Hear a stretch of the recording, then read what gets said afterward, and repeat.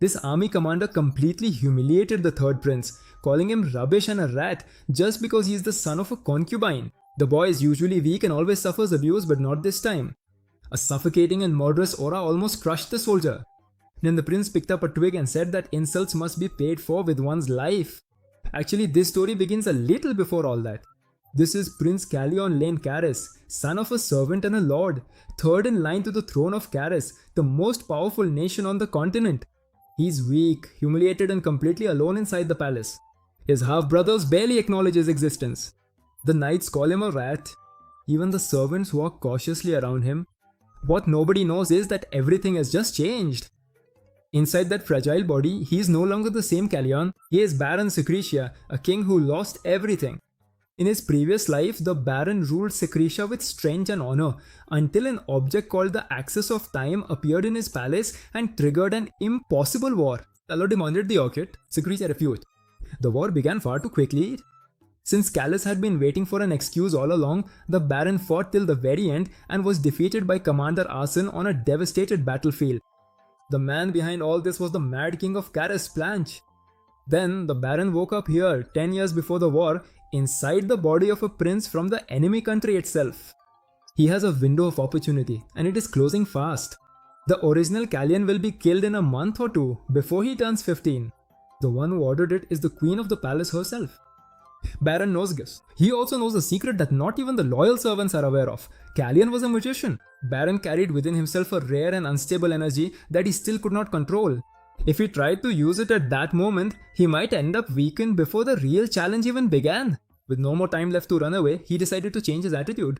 He stopped hiding, faced the situation, and marked his new beginning by cutting his own hair.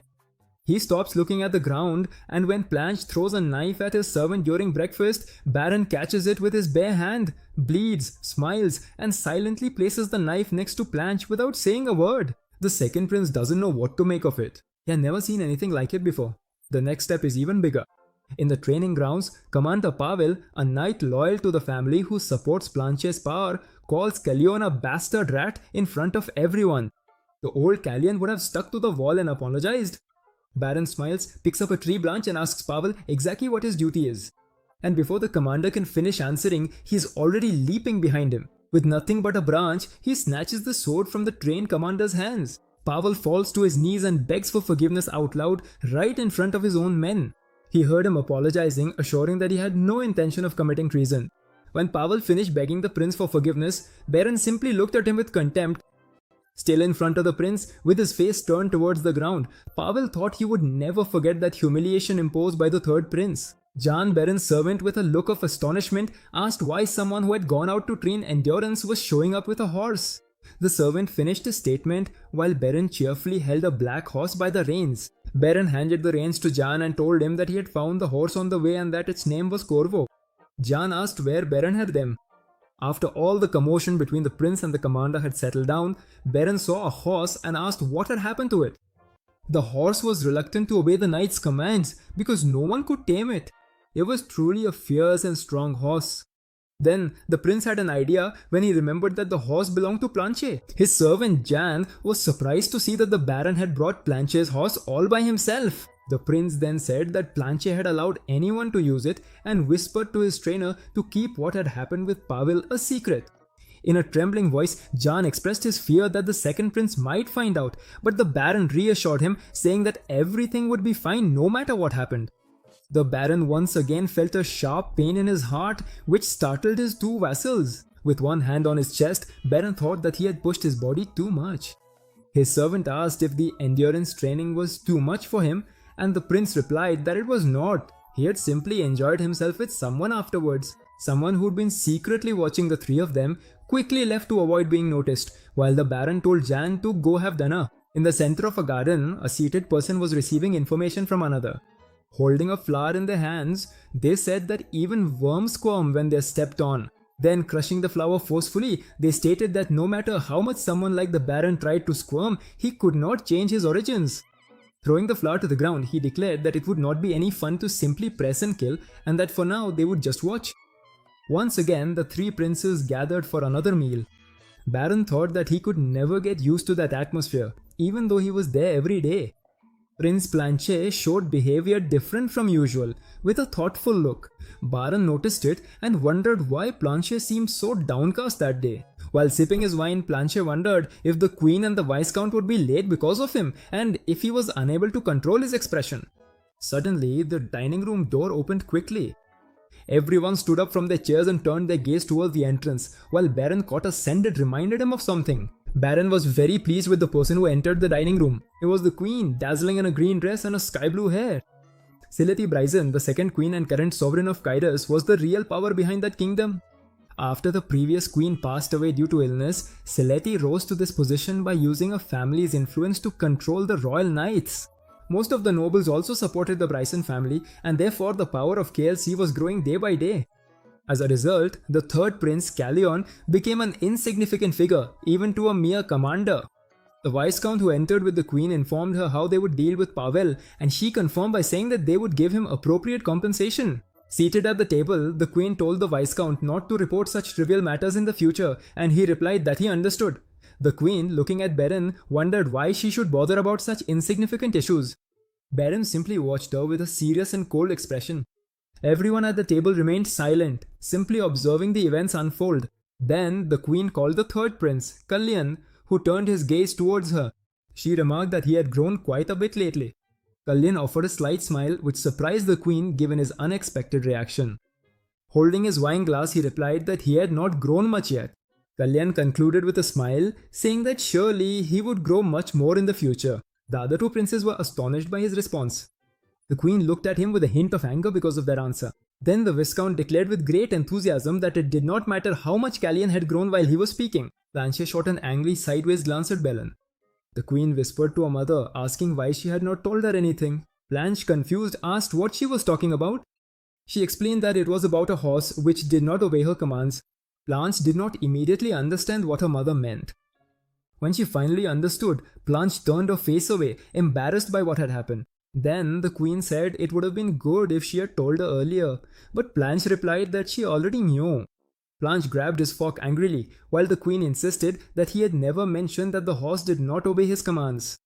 Then he struck the table with the fork and declared that the horse had been useless from the very beginning. Next, Blanche got up from his chair and announced that he would be the first to leave. His mother, the Queen, was surprised by his behavior and called him by his name.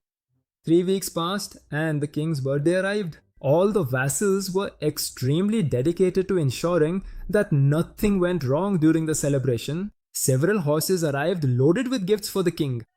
There was great expectation that the banquet would be lavish. The people of the kingdom wondered if the princes were already preparing for the celebration, and anxiety was widespread. Meanwhile, the tailor checked the measurements he had previously taken of the third prince, Kalyan. He noticed that the measurements were different from before and wondered why. As he was getting ready to ask Kalyan, "Baron, are you eating well?" he was interrupted by a drop of blood falling to the floor. When he looked at Prince Kalyon's face, the tailor was very alarmed by what he saw. Prince Kalyan was bleeding profusely from his nose and seemed very alarmed by the situation.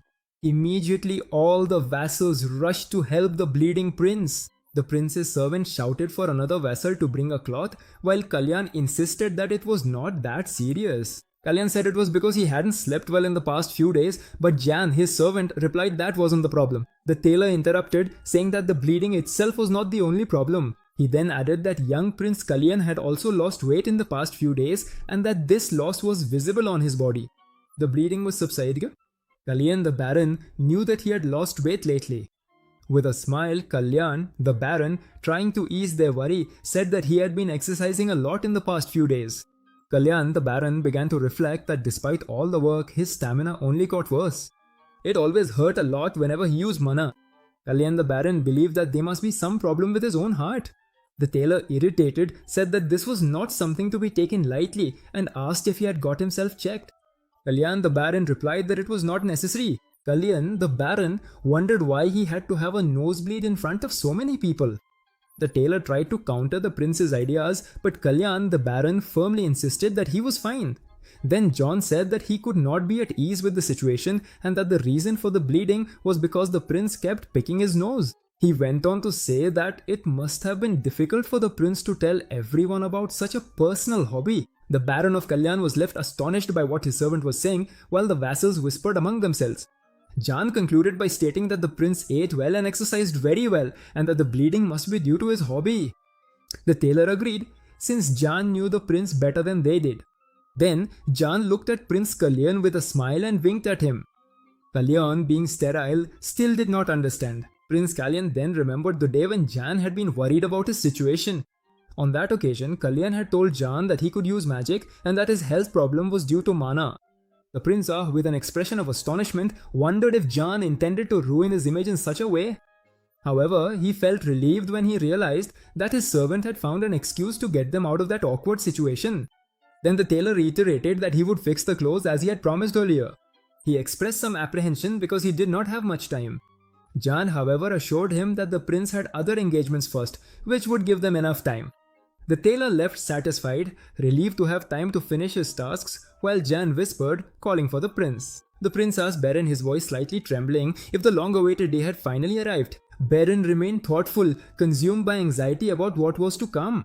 He knew that he needed to meet the sorceress Ellen. Regardless of the wizard's health, the news would spread throughout the palace. Therefore, before the information became public, he needed to find the sorceress Ellen at any cost.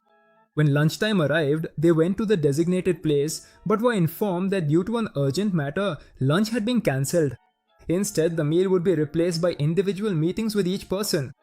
The prince was surprised by the sudden change and wondered how there would be enough time to meet everyone individually. Beren wondered if it wouldn't be more effective to meet with everyone at once, but he closely followed the butler. They arrived at the first chamber and Beren felt a slight nervousness as he had not expected a private meeting. The door opened and a voice told the prince to enter because His Majesty was waiting for him. The prince entered the chamber and saw a man sitting on the sofa deeply engrossed in reading a newspaper. It was the king of Siror, Roman Larum Siras, who remained focused on his reading. Then, the third prince bowed to greet His Majesty. Afterwards, he straightened up slowly, trying to make eye contact with the king. However, something left him amazed and surprised. The king did not show any respect for his presence and continued reading the newspaper. Beren thought that although he himself was not always faithful to the etiquette of Kairos, he was well aware that the king's behavior was rude. Then the king called him to sit down. The king congratulated him on his 30th birthday and asked about his well-being. With his eyes still fixed on the newspaper, the king remarked that he seemed to be doing well, which astonished the prince. The prince called all his vassals who had been concerned about his health. He thought that even the attendants passing by knew that he had recovered quickly. The prince understood why the king wished to see them one by one, even with the lack of time. If the king were to meet with his 3 sons at the same time, he would have to focus on the conversation. Therefore, one at a time was easier. For the king, spending time with his sons who wished to congratulate him was a waste. Beren found the customs of that family to be strange. A father who did not care about his children, the first prince who was not bothered about anything that happened, and the second prince who had no manners at all, smelled of alcohol, and treated his vassals in the worst possible way. When Beren finished his thoughts, someone entered the dining. The king, in a tone of obvious annoyance, said that she was late. It was the queen who had just arrived. In a mocking tone, she said that it just happened. When the queen entered with a sarcastic smile, Beren concluded that she had enough power to look down on the king. Then the prince, with a smile on his face, simply thought that there was someone among them trying to kill him. When a vassal loudly announced the start of the event, Beren tried to figure out who would send someone to kill the prince. When the prince appeared before the people, someone remarked to another person that he was completely transformed. In comparison, the second prince, Blanche, seemed completely drunk. The ones who made these comments were the queen and the king. The queen concluded that this would not change anything. The people were simply making noise. While sipping his wine, the king said that something was different, that unlike before, something had changed. Then the third prince was announced and entered the hall, drawing the attention of everyone present, leaving all astonished by what they saw. So the rumors were true, thought those present. The prince with black hair and red eyes who resembled Sistanian. The prince's new look caught everyone's attention, especially the fact that he had cut the fringe that used to cover his face. He was also wearing a very bright red brooch that enhanced the color of his eyes. That was then a statement that he would no longer hide anymore. The prince smiled happily when everyone noticed his attire. Then his servant John bowed and whispered, asking why all eyes were fixed on him and his attire. Then John declared that he already knew the reason, and Prince Beren looked at him intently, waiting for his explanation. With a radiant smile, the servant asked if the reason was his beauty and added that Satan would be happy to see him like this. Beren was surprised by Jan's comment. Beren explained that the stairs were because of the jewels he was wearing. As he spoke, he remembered the hard work of the tailor in making them. Beren advised Jan to be content with what was used because if he had chosen all the pieces, the situation would have been much worse. Jan, however, insisted that the prince looked fantastic. As they walked through the hall, Beren asked if Jan's family lived in Kurus, the capital of Kurus. Jan was surprised that the prince remembered. The servant explained that his younger sister and father had returned to their hometown and only the rest of the family lived in Kairos. Then the prince asked if they would come to the royal palace. Jon replied that they would if they received an invitation. Beren stopped and looked at him intently. Trying to change the subject, Jon asked when he should leave Raven, who was waiting for them in the garden. Beren realized that the servant did not want to talk about his family. The prince thought there must be things he preferred not to say. Beren answered Jan's question by saying that they would wait for the right moment. The prince mentioned that there was someone he would like to see, which surprised his servant. Beren asked Jan if he knew why the hall was called Siegfried. The servant replied that of course he did. It is named after the first patriarch and one of the war heroes, Duke Kaitros, Hans Siegfried.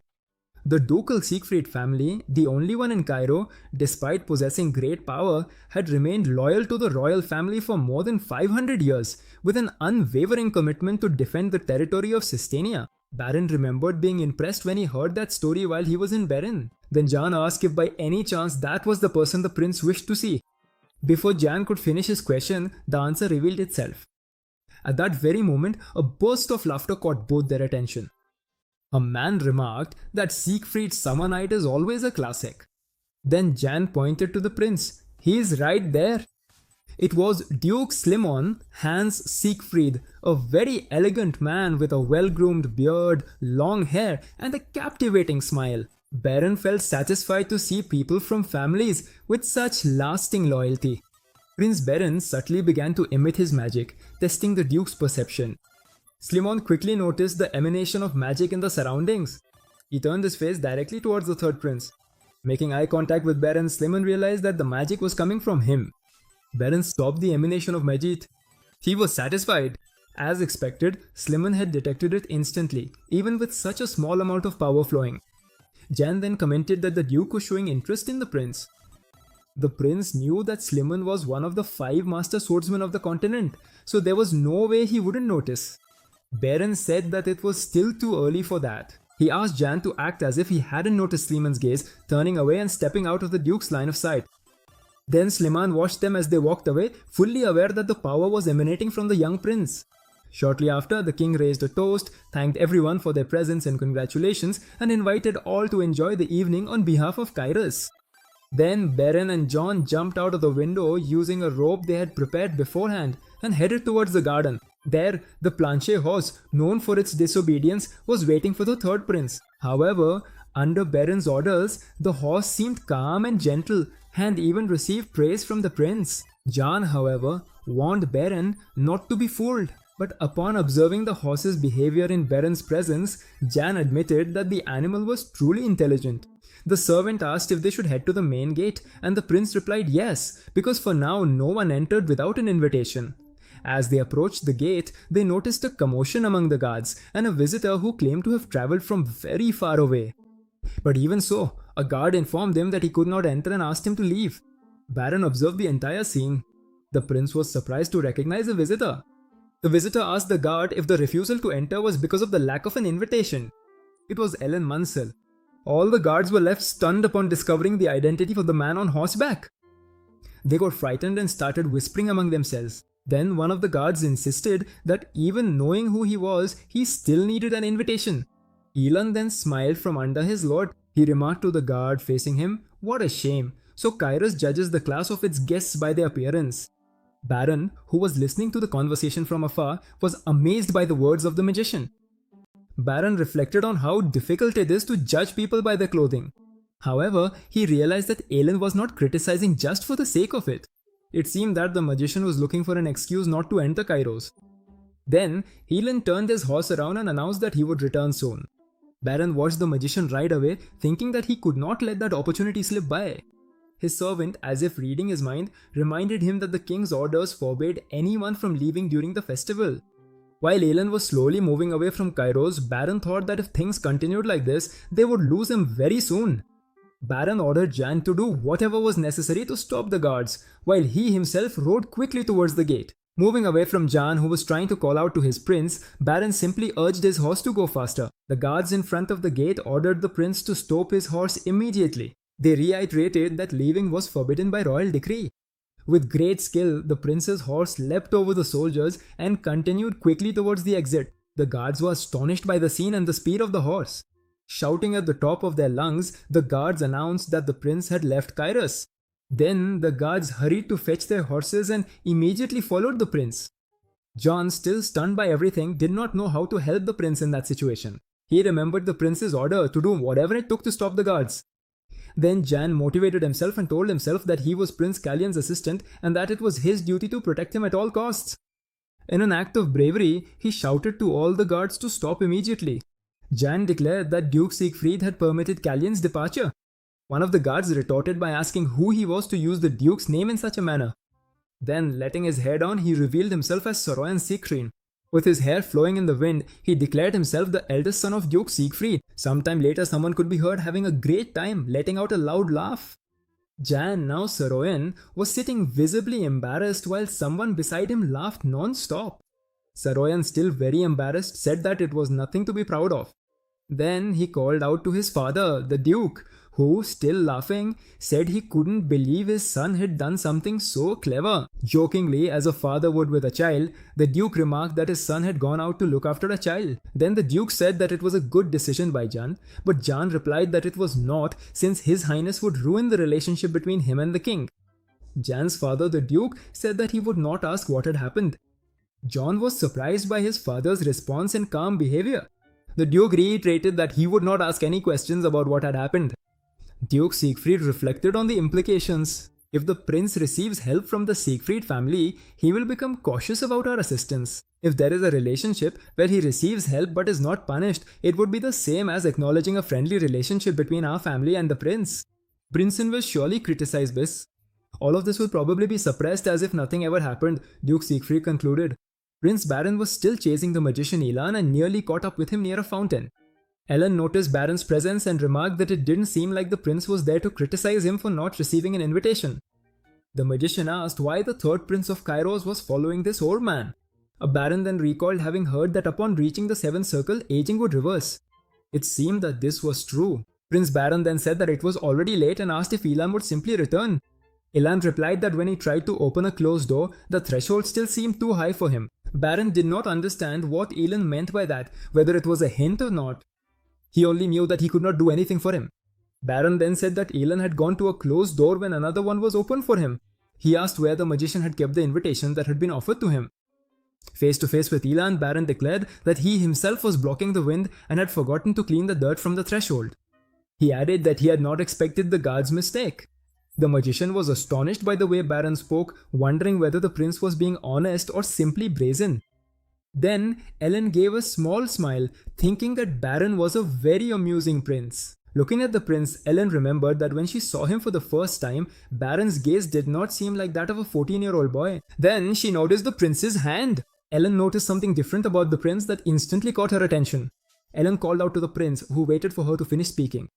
Then, quickly, Ellen excused herself for a moment and took Baron's hand, bringing it closer. Baron, not understanding what was happening, tried to ask Ellen what she intended to do. However, the mage had already begun to use a magic, trying to activate the latent energy in the prince's body. Immediately, Baron felt a familiar pain in his heart, the same one that troubled him every time his own magic was activated. Elan's mana flowed into the prince's body, but Baron's mana forcefully repelled it, causing a slight explosion that separated them.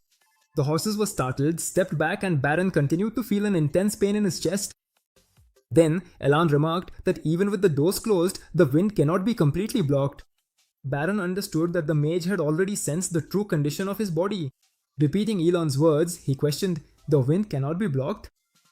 Baron admitted that the mage was right to some extent, since he himself could not use mana. Elan, lost in his thoughts, reflected that the problem was not with the mana itself, and wondered if the prince truly did not know the cause of his incapacity. Observing Baron's fist, the mage concluded his reasoning.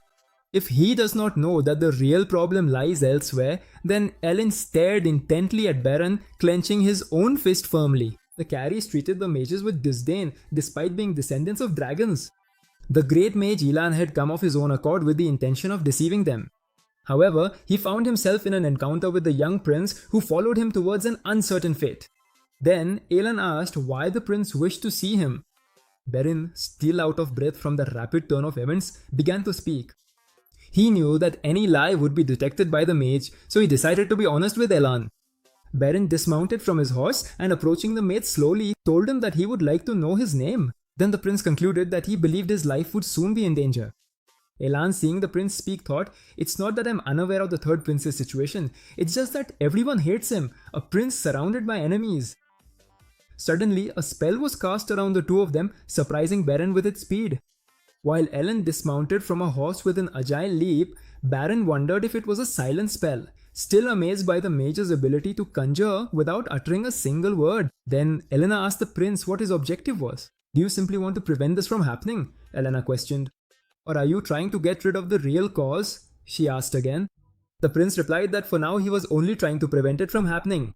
Ellen was astonished by the young man's response. Beren went on to state that he truly wanted to eliminate the source of the problem. He concluded his answer by saying that if he needed to take the throne to achieve his goal, then he would do so. With a disbelieving smile, Ellen thought that the throne was simply an option for the prince to achieve his goal, even though he himself was a dying prince. "The prince who resembles Sistanian needs my help to achieve his goal," Elon concluded. The wizard found all this very interesting and became quite excited. Then the wizard asked the prince to show him what he had to offer as a formal invitation. Without any hesitation, the prince knelt before the wizard. He introduced himself by stating his full name, Kalyan Rain Karis, and greeted his mentor. Ellen Mansil accepted High Highness's invitation. Looking at the young prince kneeling before him, Ellen thought that he would save his life. Then the scene shifted to Jan, who was talking to his father and asking him if he was sure that people did not know who he was. The Duke replied that he had taken care of it and that Jan had nothing to worry about. Jan in turn remarked that if they had recognized him, he wouldn't have been able to stay there. While the Duke continued talking about Jan's identity, the young man remembered something. Feeling a bit anxious, he asked about someone named Leah. His question about her well-being caught his father's attention, who immediately stopped talking. The Duke replied that Leah was doing very well in the position of lower head of the family, a role that Jan had left behind. The Duke stood up, stretched, and said that Jan would be welcome at any time. Sighing, he added that he thought he wouldn't see him for a long time. Jan, with his head bowed, asked what he was talking about, since they would see each other again in 3 months. Duke Siegfried, surprised by his son's words, questioned whether Jan really intended to give up his position as the prince's servant. Jan, for his part, remained thoughtful with his head lowered. He replied that he would soon be turning 15. His father, the Duke, was surprised by the answer and simply watched him in silence. Then, the Duke, his son, who was watching him closely, asked Jan if he knew the nickname of the Siegfried family, and Jan confirmed. Before Jan could finish, his father said that he was right. With a smile, the Duke revealed, "We are the elephants of Kairis." For a long time, they had never competed for the throne, but everyone had always known about their immense power. "They are called the king of animals, untouchable even for the beasts," the Duke concluded in his explanation. With a thoughtful look, Jan began to ask why his father had suddenly brought up that topic, but he was interrupted. His father hugged him tightly, telling him that the name they carried was very powerful. Still embracing his son, the Duke told Jan to do whatever he wished. Jan held his father's arm, overflowing with happiness at the words he had just heard. Then his father began to squeeze his neck lightly, calling him a rascal for making him worry. Jan in turn asked him to stop because it was hurting him. Father and son continued to enjoy themselves together on that beautiful night. Jan composed himself, ready to resume his role as a servant, and addressed his father as Duke Siegfried. The Duke asked him why he was addressing him so formally and told him to get lost immediately. Then Jan bowed to his father and said that he would see him next time. The Duke simply watched him leave while sitting on the bench. Then the Duke remarked that Jan's pointless tantrum only confirmed that he was definitely a Siegfried.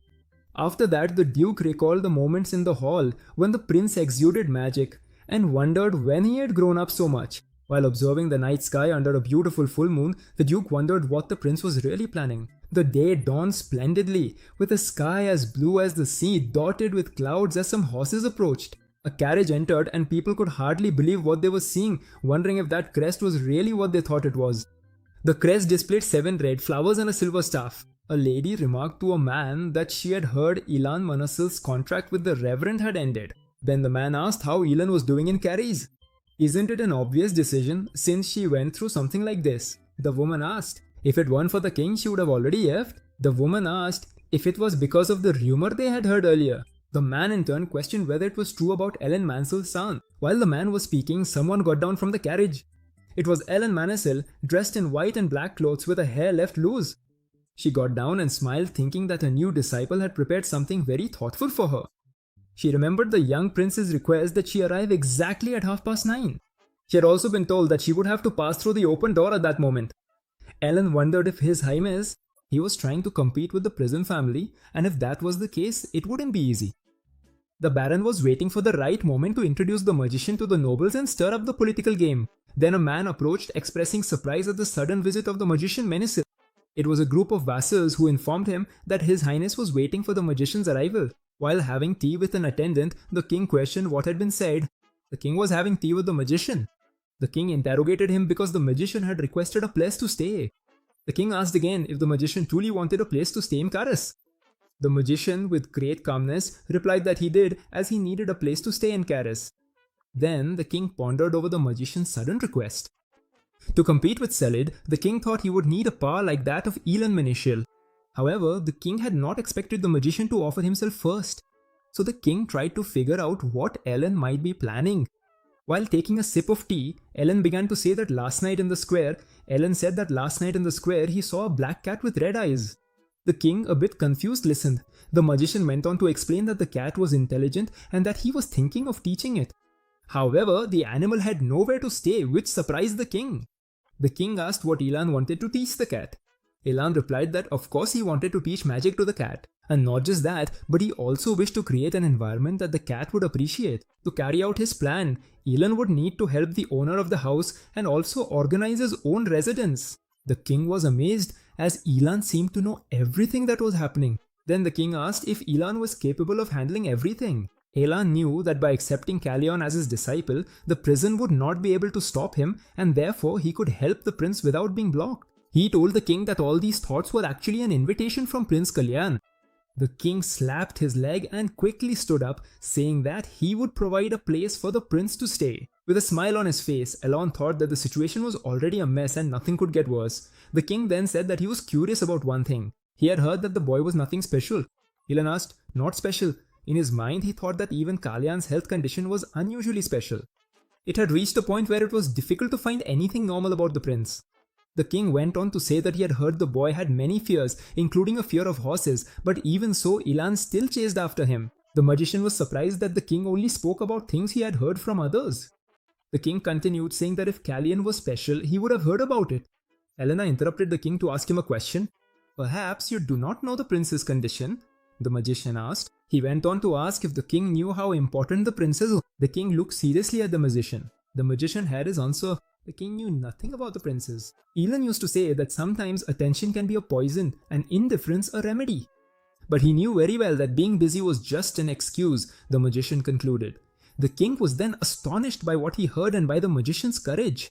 He said that he would consider Elon's attitude of not knowing his place as a concern coming from the master of Kalyan. Walking towards the door, the king said that it was ridiculous to have to explain it, but that he valued the princes very much, especially Kalyan, who was precious to him. He finished speaking while holding the doorknob. The king began to say that it was better to end that conversation, but even before he finished, Helen snapped his fingers. Then, a silent spell was cast around them, which startled the king. Helen caught the king's attention and told him to stop beating around the bush. The king asked what Elon was doing and how he could use magic in the royal palace. Helen began to explain details about Kalyan. His lips were dry, he was short of breath, his skin had a bluish tint, and his nails looked purplish underneath. His clothes were clearly put together in a hurry, and considering they had been ready for a month, Kalyan must have lost a lot of weight. He tried to stand up, unable to lift his body. With his eyes closed, he felt dizzy. The king was frightened by so many facts that Elena was revealing. Elena went on to say that if the king simply remained a spectator, he would lose everything. A maid approached Jan, who was at the door of the prince's room. She said it was almost lunchtime and the prince still hadn't had his morning tea. So Jan took the pea from her and told her he would be careful if the prince coughed. He entered the room and saw that the prince was still sleeping in his bed. The prince looked very tired and very thin. Jane then thought that the previous day had been a bit difficult for the prince. When Jan was about to wake the prince, Ellen appeared behind him and asked if the prince was still not awake. Jan then noticed the presence of the magician, and at first he didn't even understand what had happened. But shortly after, he was startled and threw the tea tray up, scolding the magician for appearing out of nowhere.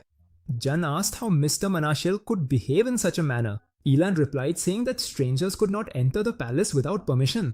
So, did you teleport because you didn't have permission? Jan asked. The magician replied that it was a rift which was more difficult and that he was very skilled with magic. Then Jan regained his composure and told Ellen to leave because the prince's health was not good. Before he could finish the sentence, Ellen came closer to Jan and asked if he didn't recognize him. Elan said that Jan had arrived in Reveron a few years ago. Did you think I won't recognize you just because you've grown up? Elena asked. Elena called him baby elephant, which left Jan deeply surprised. Jan remembered that his father had said that no one would suspect his true identity. With an expression of amazement, Jan thought that he had been found out, and it really seemed so. At that moment, Prince Baron woke up, interrupting the conversation. He asked how long he had been asleep. Before answering, Jan informed the prince that he had a guest. Prince Baron asked who it was as he got up. Seeing Ellen in his room, he addressed him as master. Then, Ellen handed the prince a small red pouch that had something inside. Prince Baron untied the knot to open it and asked what it was. Baron poured a few small pellets into his hands while Ellen instructed him to eat one per day without forgetting. Baron asked if it was medicine. Ellen explained that the prince was currently facing two problems. The first was that the prince could not control his mana, and the second was that his body was losing weight very quickly. Prince Baron remarked that even without him saying anything, Ellen could perfectly sense what was going on. Ellen asked if Baron possessed the power of the blessing. The prince confirmed, explaining that this power granted healing abilities and affinity for magic. Baron recalled that, although it seemed so, even this healing power had disappeared. Remembering the time when he had injured his hand, he asked Ellen if perhaps there was some problem with his heart. Then Ellen seriously asked if Baron had never thought of it as a strange combination. This left the prince deep in thought. Baron said that he had already wondered if the power of the blessing had strengthened his heart, since that was where the origin of mana and life resided. Ellen confirmed the prince's question by stating that the power of the blessing really did strengthen the heart. With a serious look, Ellen declared that Baron's blessing power had not disappeared, his heart had not failed, and his mana had not been blocked. Curious, the prince asked what it was then. Ellen asked him if he had never thought about that. What if Sistanian's blessing hasn't disappeared but is actually being used to its limit somewhere else? Elena asked. The young prince was taken aback by Ellen's words and thought that the power of the blessing was being affected to such an extent that it couldn't even heal small wounds. Frightened, Baron asked Ellen if there could be some poison in his body. If it weren't for the blessing, you would already be dead, said the mage. Terrified by all this, the prince simply listened as Ellen explained that healing such deadly poisons put immense strain and that the healing power was at its limit. Moreover, Baron had tried to use mana in that condition. Because of this, his heart ended up rejecting its use. Baron became thoughtful about what was happening to that body. Originally, Callian was gonna be killed, but he had already been poisoned before Baron possessed his body. It wasn't something planned just before it happened, thought Baron. Filled with anger, Baron thought, why did they have to hang a boy who was going to die anyway? Elan sensed the anger the young prince was feeling. Elon thought that this was not the kind of bloodlust a 14-year-old boy should have. What is he really? Wondered Elan. When the wizard finished his thought, Baron said that must be the antidote contained in one of the pills from the small pouch. The wizard confirmed, saying that they had made it in a hurry, but he was sure it would work. While Baron was holding the pill, he looked at Elon with curiosity and asked, what happens if I say I'll take the poison and the antidote together? He said, holding the pill up high. Elon was surprised by the young prince's question. He replied that even if he took the antidote, ingesting the poison along with it would only delay the effects. Baron said that would be enough. Surprised by the answer, Elon questioned whether Baron would really accept both and if he already knew who the culprit was. Baron stated that he already had a clue. Baron said that he believed the source of the poisoning was the tea he drank every morning, as he consumed it in front of everyone and no one else drank tea with him. Did Callian realize what was happening to his body and refuse the tea? Maybe that's why they killed him, thought Baron. Baron knew that the situation had changed after he possessed that body. So he no longer knew what method they might use to try and get rid of him. He told Ellen that until he discovered the method, he needed to keep everything a secret. The wizard wondered if that was really the only reason. Baron explained that if he revealed the problem was with the morning tea, then even the other vessels would no longer be at risk, and that was not what he wanted. The prince said that the culprit had acted regularly, so they were confident that they would not be caught. Sighing, Ellen assured him that the baby elephant would be fine. Baron did not understand the reference, but the wizard simply told him to ignore it. Anyway, the wizard said that he understood Baron's situation and then asked him what his next steps would be. In his memories, Baron recalled a man who called him a fool and said that to win someone's trump card, one must first offer something in return. At those moments, he thought, "That's when I remember you, father." Then, Baron asked Ellen to accompany him outside the palace the next morning. The next morning began with shouting. Someone was calling out to Prince Blanche and demanding that he wake up. The door was flung open and someone hurriedly entered the prince's room. The servants who were still trying to wake the prince were quickly dismissed by the person who had entered. She pulled back the veil of Blanche's bed with a sharp movement. It was the queen who asked, "It's already late for you to get ready for your afternoon engagements, don't you think?" Blanche was sitting on the bed, shirtless and looking tired. The queen was taken aback by the strong smell of alcohol she noticed. She asked him if he still hadn't managed to pull himself together even after he was forbidden to drink at the ceremony in the square. Calmly, Blanche picked up the glass of water that was beside his bed and asked her why she was there. He asked her to just answer and then leave, which irritated the queen so much that she bit her lip. She informed him that apparently Callian had decided to hire a mentor, the 7th Circle mage Ellen Menesil. When Blanche finished drinking his water, she added that the aristocrats were already wavering. Without showing any interest, the second prince asked what that had to do with him. Then the queen abruptly approached Blanche and with a furious look told him not to waste all the resources that had been invested in him. She ordered him to get ready immediately. "Many eyes will be watching you today," the queen told Blanche. "So you had better not disappoint me," she concluded as she left the prince's room. Blanche was furious with the situation and then threw the glass he was holding onto the floor. His vassals were startled and noticed that he was bleeding. Drops of blood fell to the floor and Blanche ordered them to leave.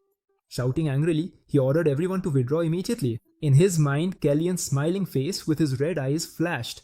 The second prince was furious about the situation. The royal family paraded through the kingdom while the king was applauded by the people. They congratulated him and he waved his hand in gratitude. Inside the carriage, the queen simply watched the euphoric crowd. Behind them came the 3 princes, looking elegant on their horses. A boy sitting on his father's shoulders was delighted to see all the princes. His father remarked that the one riding at the back was the one he most wanted to see. It was Prince Callian, whose red attire enhanced the beauty of his eyes. Callian's servant, who was leading his horse, called out to him with a question. With a worried look, he asked about the prince's health that day. Then he expressed relief because the prince looked much better than the previous day. The prince, with a smile on his face, replied that it was because he had rested well. He thought it might be because he had taken the antidote the day before and the pain in his heart had lessened considerably. The servant mentioned that there were many plans for the day: a parade, horse riding, and then a ball. Callian then replied that the servant worried too much. He assured that he was feeling better and could handle all the commitments without any problem. A hooded man was seen hiding among the crowd. He was hiding in an alley. The prince observed the man and something caught his attention. The prince tried to recognize those people as he had never seen them around before. He remembered the war that had killed him and then the man who had saved his life during that conflict. It was the same man who was now in the alley in front of him. The prince was astonished, wondering if that was really Kairi. Then he was sure that it was Kairi. His horse Baron also noticed Kairi's presence there. The prince thought, wondering what Kairi could be doing in Kariz. The horse tried to go towards Kairi, but the prince's servant held it by the reins, stopping it from going out onto the street. Then the prince ordered them to move on. While the hooded men turned their backs to leave, the servant wondered if there had been something important there. Baron simply watched the men walk away. The prince stroked his horse, trying to calm him down. With a smile on his face, he said to Baron, "You felt it too, didn't you? But we can't leave now," he concluded as the men disappeared from his sight. Callian then remembered his past, the day of his death. He remembered the smile on Kairi's face as she sacrificed herself to save his life. As the royal family paraded down the red carpet, a man approached to greet them. It was Melfier Polun, the owner of the Emporium, who had organized an equestrian show instead of the Roman family. Callian thought that this had nothing to do with him, since it was because of this event that he had been dragged into a pointless war of nerves. He remembered that Prince Randall was injured and Baron Poloon was hanged on the very same day during the equestrian show. Meanwhile, Poloon, smiling, showed the way to the royal family. Upon reaching the venue, he showed them the seats he had specially prepared. While looking around, the prince noticed the chandelier. He remembered that this was the chandelier that would fall on Prince Randall. Callian found it odd that the guards had not checked something so big, especially with the king and the knights present. Speaking of knights, he remembered that annoying commander. Callian, with a slight smile, was deep in thought. While Poloon was guiding them, Callian wondered if he should give him a chance to live. The prince knew that a man like Poloon would not miss the chance to win over the king. The servant told Callian to call him if he needed anything. Callian then declared that he felt uncomfortable with the chandeliers above. He turned his back, walked away, and ordered Poloon to inspect them. Poloon was astonished by the prince's request. Then he simply watched the chandelier, not fully understanding the reason. The equestrian show began. The horses and their highly skilled riders performed acrobatics. Someone with hands clasped and great apprehension thought that one day this glory would come to him. It was Poloon, who was very happy to be close to His Majesty. He had prepared himself thoroughly and could not afford to miss this opportunity. Then something behind him caught his attention. It was Prince Callian, a bit bored with the whole presentation. Poloon remembered the prince's request and went to check the ropes. With the ropes in his hands, Poloon was startled by what he saw. In fact, the rope was in a very precarious state, almost about to snap.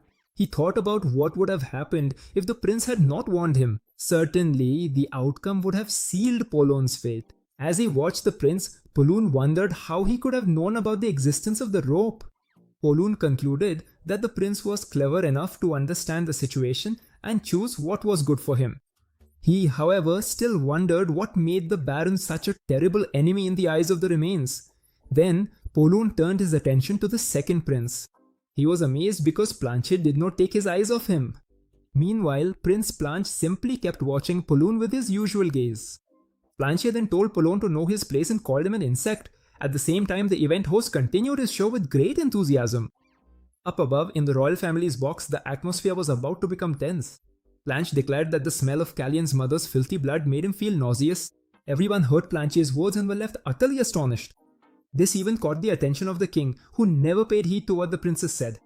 The second prince, Callian, seemed deeply moved by Planchet's words, but in reality, he flashed a sly smile because Planchet had spoken at the worst possible moment. Callian had not expected Planchet to be so useful.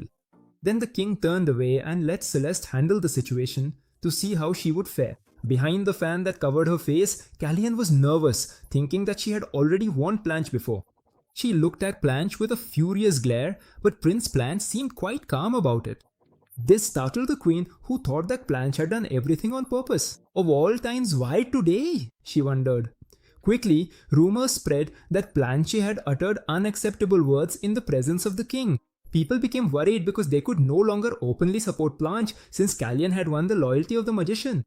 So it was possible that Callian might be chosen as the next heir to the throne. Therefore, the people could not just sit idle. The time was approaching to decide where their support would go. The show ended without any incident. Randall avoided the unfortunate incident, and the king did not scold Planchet for his boldness and lack of respect. Callian then thought that things were certainly working in his favor, but Celeste seemed calm, considering that her plan had been completely ruined. While Callian was observing the queen, he wondered if she was not the mastermind behind everything. Memories of his past life flooded his mind. A man asked what he thought about the accident that Callian had avoided. Baron then said that it was probably aimed at eliminating one of the three princes. For what other reasons could it be? He asked, and the man did not reply. The man was Callian's brother, who had called him to make a bet. Baron said he had already lost many times and didn't even know how much he owed. While they were playing chess, Callian's brother gave him a hint. He asked Baron if it didn't think the accident seemed staged, almost as if they were announcing that the target was the royal family. The Melfir Merchants Guild was the second largest in Kairos. Therefore, for Renan Roman, the master of the kingdom's main merchants guild, it would be very beneficial to remove Melfir from the game.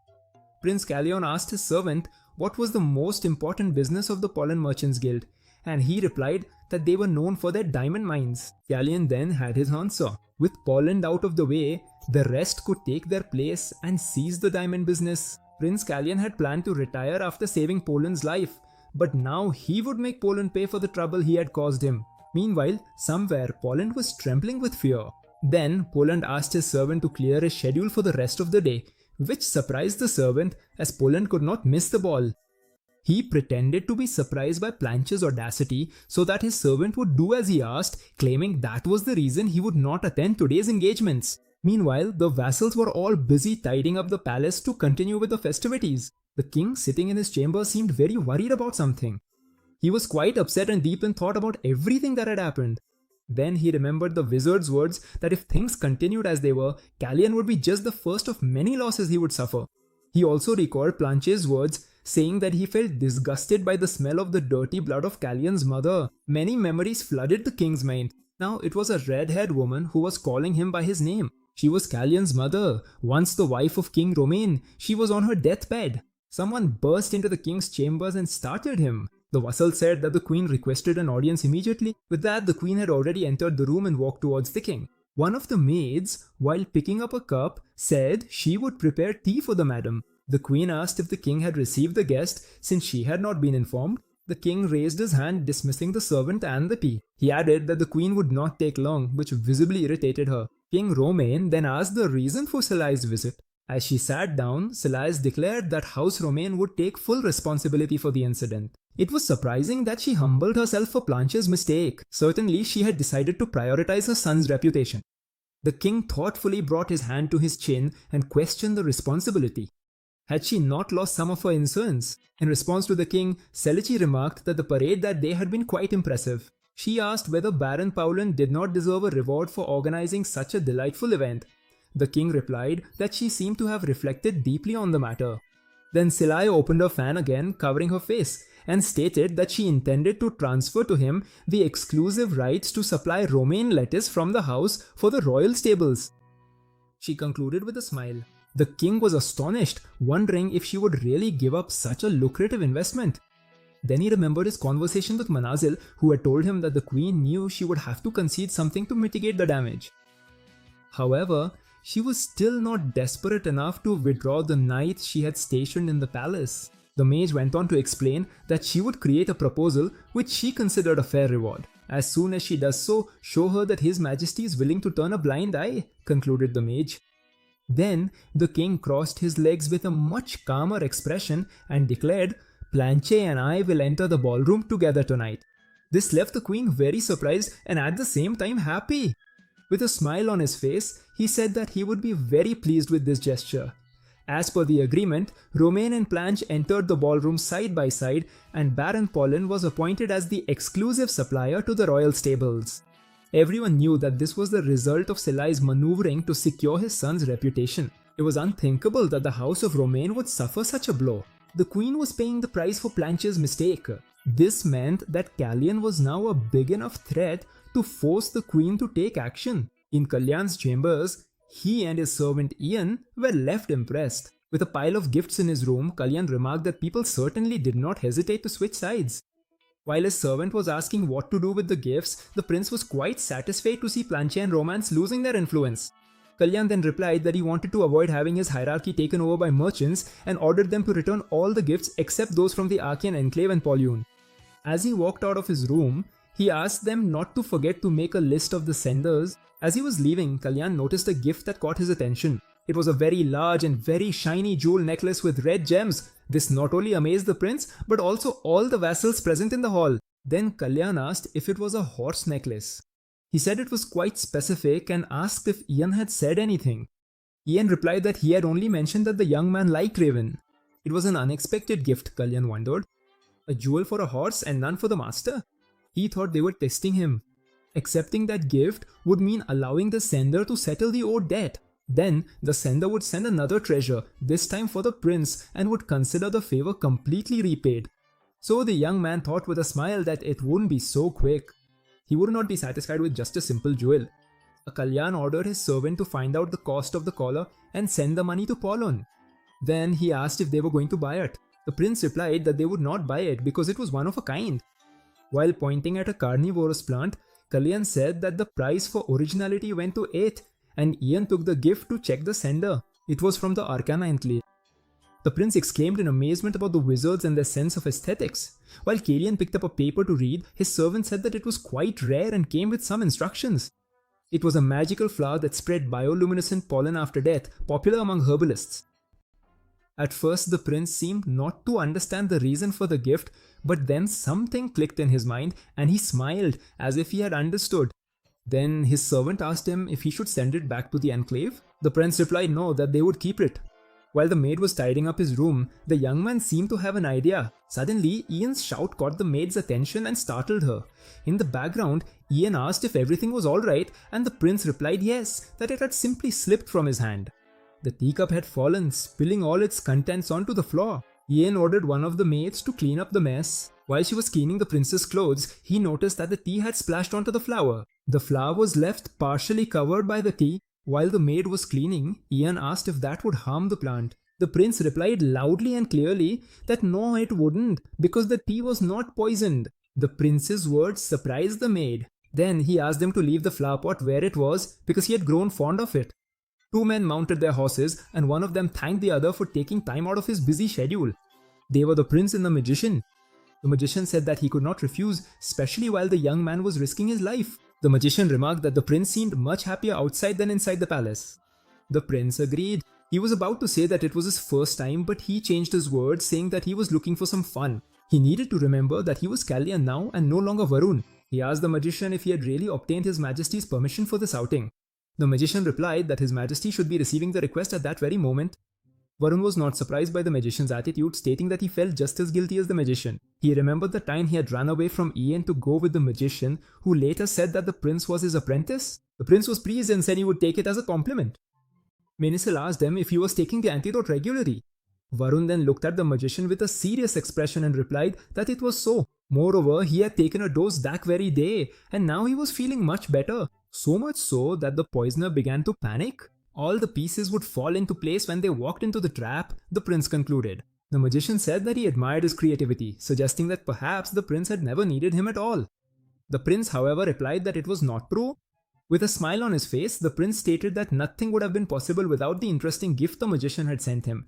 When they reached a certain point in the kingdom, they stopped their horses. Then the magician turned his horse in the opposite direction from the prince's. He said that he would go only up to there, where he would leave him. The magician thought that he ought to go with the apprentice, but decided to let him do as he wished. Then, the prince, covering his head with the hood, said that he knew the magician would understand him.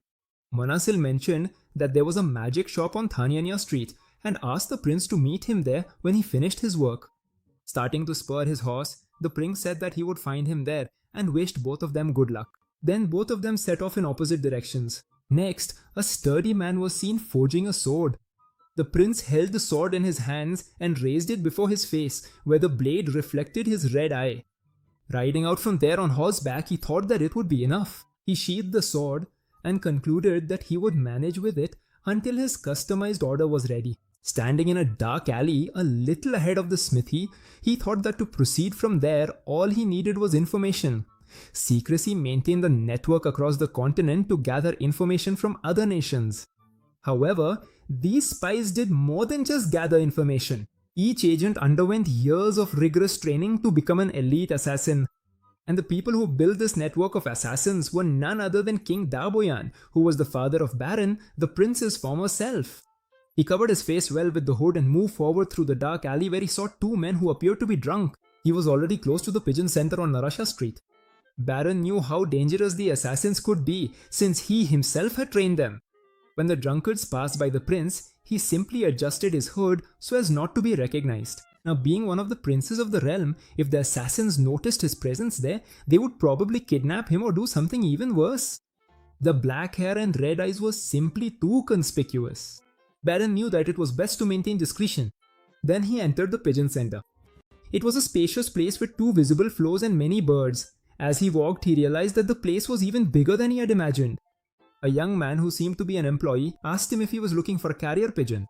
The prince replied that he was not.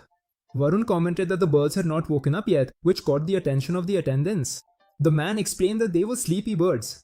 The prince observed that they must have traveled a long distance as they looked exhausted. The man confirmed that was why they were sleeping. While he was observing a bird with a key-shaped mark on its back, Varun commented that it was the animal's resting place. Then the man asked him what he was doing there. Varun quickly replied that he was looking for bird food. The man said that he had come to the right place, but in the blink of an eye, the attendant attacked the prince. The attendant cut a piece of the young man's hood with a dagger at the baron's nape. The man stated that he did not remember having sold pigeons recently.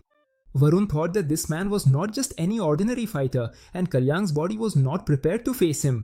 Placing his hand on the man's dagger and lowering it, the prince said that it was obvious he hadn't sold any bird since Varun had just arrived in that kingdom. The man simply watched him with a calm and composed look. There, birds meant spies and bird seed meant information. The Socratic spies kept their identities hidden even from their allies to avoid compromising the mission in case one of them was captured. Then the man asked whose spy it was. The prince gave a half smile, showing his composure. He knew they would have no way of knowing, even though he had used his father's name, Nabilide, to disguise himself as a Secretian spy. Varun then replied that it was one of Nabilide's spies. The man was very astonished by his statement. This time, he was the first Cyresian prince in history to spy on his own kingdom. Calmly, Baron said that if that matter was settled, he would like to receive some information since he had just left the nest. Then the man opened a secret passage.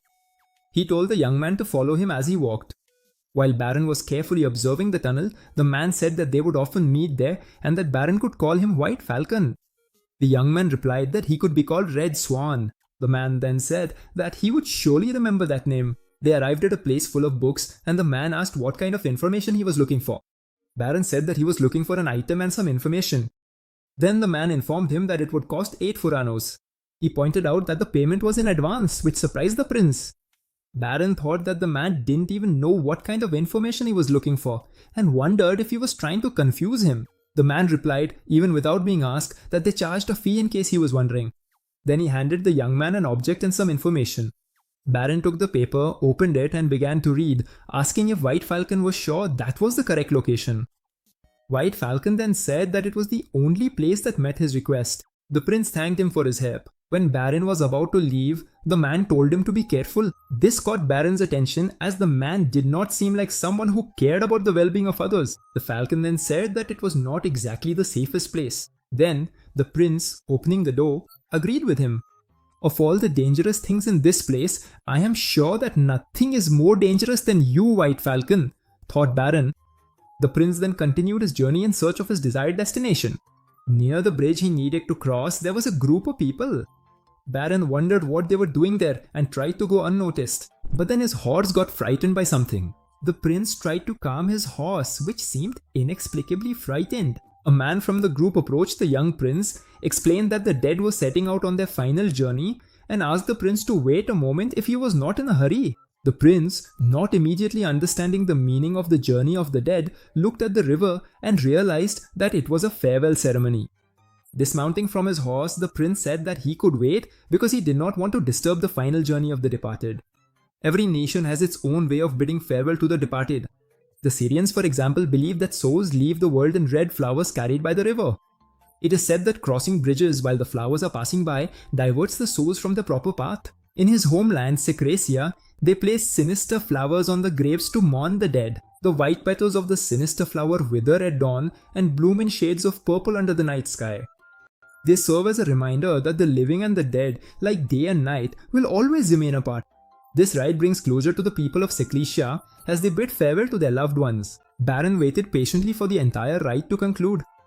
In his thoughts, Prince Baron wondered whether his brother had placed a sinister flower on his grave or if he had used the Akash Tempest before that. Then, an idea arose in his mind. He himself could be a lost soul, led astray down the wrong path.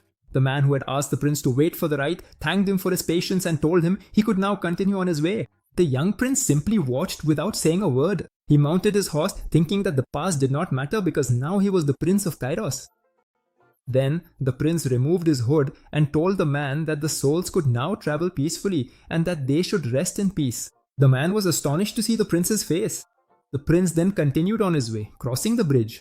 While the man watched him leave, another person called his attention to finish the rite. She asked him if something had happened and he replied that nothing had. That man was Arsene, the High Magistrate of Balkanum. He was the man who had caused the death of Baron when Baron was the Prince of Secretia. Then Arsene removed his hood and told his companion that the man he had been speaking with seemed to be a good person. All the shops I've passed so far are called Cispanian, thought Baron. In front of a tavern also named Cispanian, he murmured that it was truly incredible. After all, the spies who had always claimed that Ceres was full of followers of Cispanian were not wrong. Baron entered the tavern and a man greeted him, welcomed him and offered to find him a table. The young prince replied that it was not necessary. He said that he had some business to attend to on the 4th floor, pointing upwards. The man was visibly surprised by the response. With a slightly choked voice, he nodded and opened the door for the prince to enter. Then the man showed the way, closely followed by the prince. The man opened a door and wished him a pleasant time. Callan entered a completely empty room, furnished only with tables and chairs. He noticed a coat rack fixed to the wall that had an unusual detail. Callan then remembered the information he had bought from the White Falcon. It was a location of the center of criminal activities in the royal capital of Ceres. The prince held the coat rack and turning it to the left activated the mechanism. This mechanism opened the secret door right next to the coat rack. Asking to be taken to the 4th floor of this 2-story building was the password to access the place. This meant that the upper floors was simply a facade for a hidden basement underground. While he was going down the stairs, he kept thinking that the establishment they were looking for was not the gambling house on the 3rd floor where small amounts were wagered, but what was hidden even further below. The prince reached a door and opened it slowly. Inside, the men were fighting fiercely against each other. It seemed to be a fighting ring, with a lot of people around watching the match. This was exactly where the prince wanted to be. The surrounding crowd was fervently shouting for the fighters to caress each other with more vigor. They had placed their bets on who would show more affection. Then, the announcer shouted that there was a winner, another victory for Gerard, the affectionate one. The payout tickets will be distributed shortly, the announcer declared. Those who have bet on the white side, please do not forget to collect your winnings. When the defeated fighter was dragged out of the ring, the crowd cursed him vehemently. Standing in a corner, the prince thought, the strong smell makes the air suffocating and the shouts belong to those who have abandoned their humanity. He concluded while observing the chaos, what a repulsive spectacle. A man approached Baron, caught his attention and informed him that he had forgotten to pay. Baron made the payment and the man called one of the attendants to lead him to table 27. A very beautiful young woman with blue hair and a red dress approached the prince. She took him by the arm and gestured for him to follow.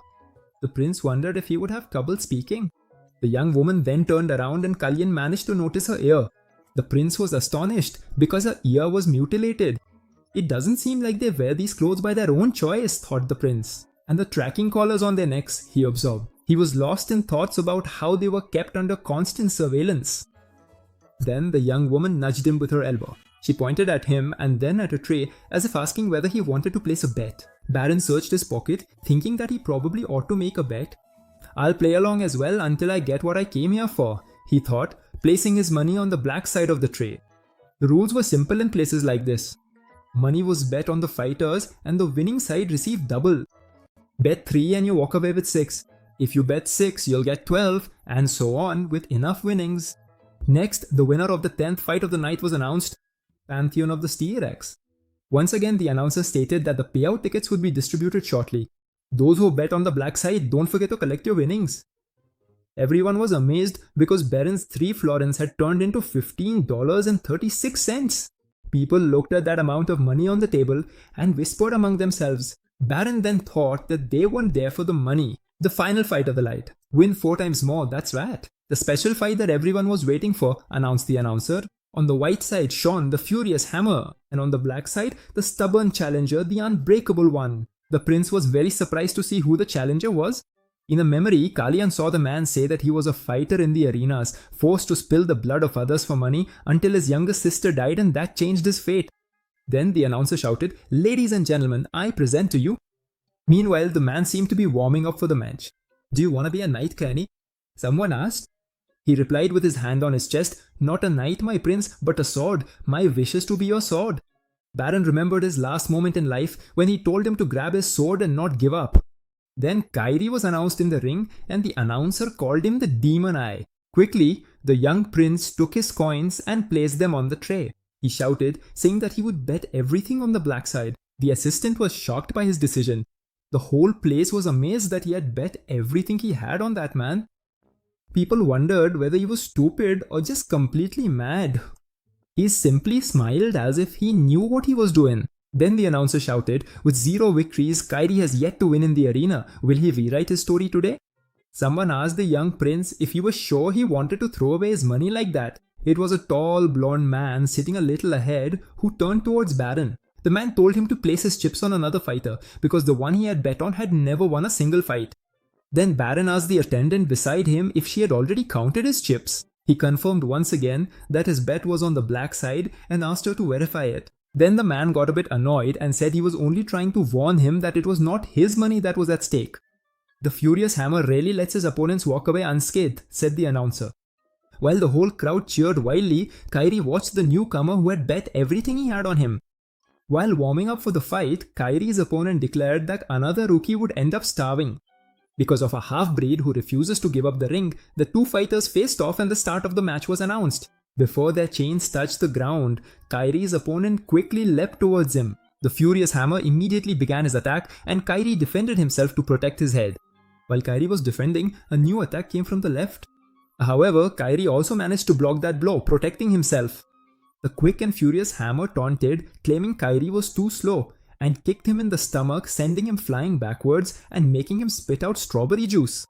While the crowd shouted for the furious hammer to finish the fight, Baron, unable to believe what he was seeing, slammed his hand on the table. With an angry look, Baron thought that Kairi was just a punching bag without his sword. This should be easy for him. Why is he getting beaten? Baron questioned.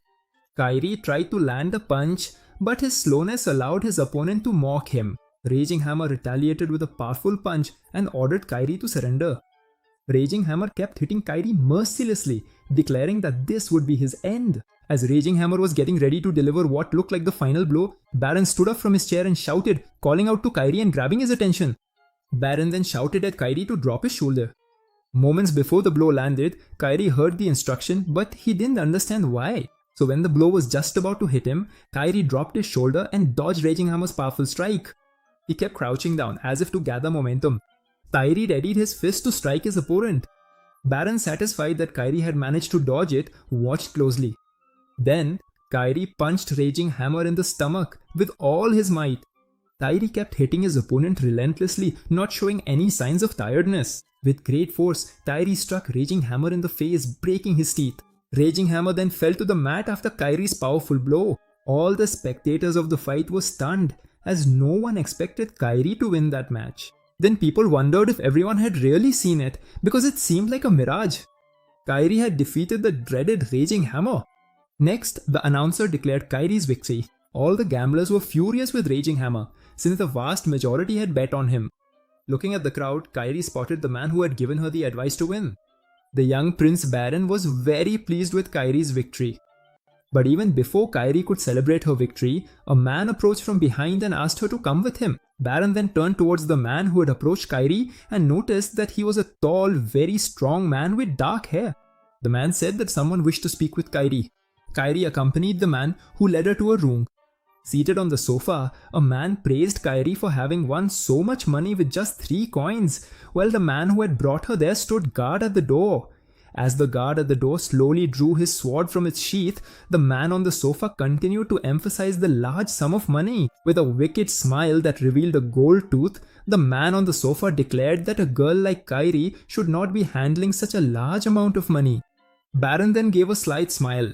Baron remarked that the man did not even have the decency to try and negotiate, and that he was even more foolish than Baron had expected. With an angry look, Baron ordered the man to remove his hood because he wanted to see him clearly before breaking his nose. Baron, who was holding the hood, questioned whether the man was sure about his decision. This hood might be the only thing keeping them out of trouble, the prince warned. The man with a curious air signaled to his henchmen to come closer and remove the hood for him. 2 burly thugs moved towards the young prince. One of them reached for the young prince's hood and said, "Don't be shy, we just want to see the face you've been hiding so much."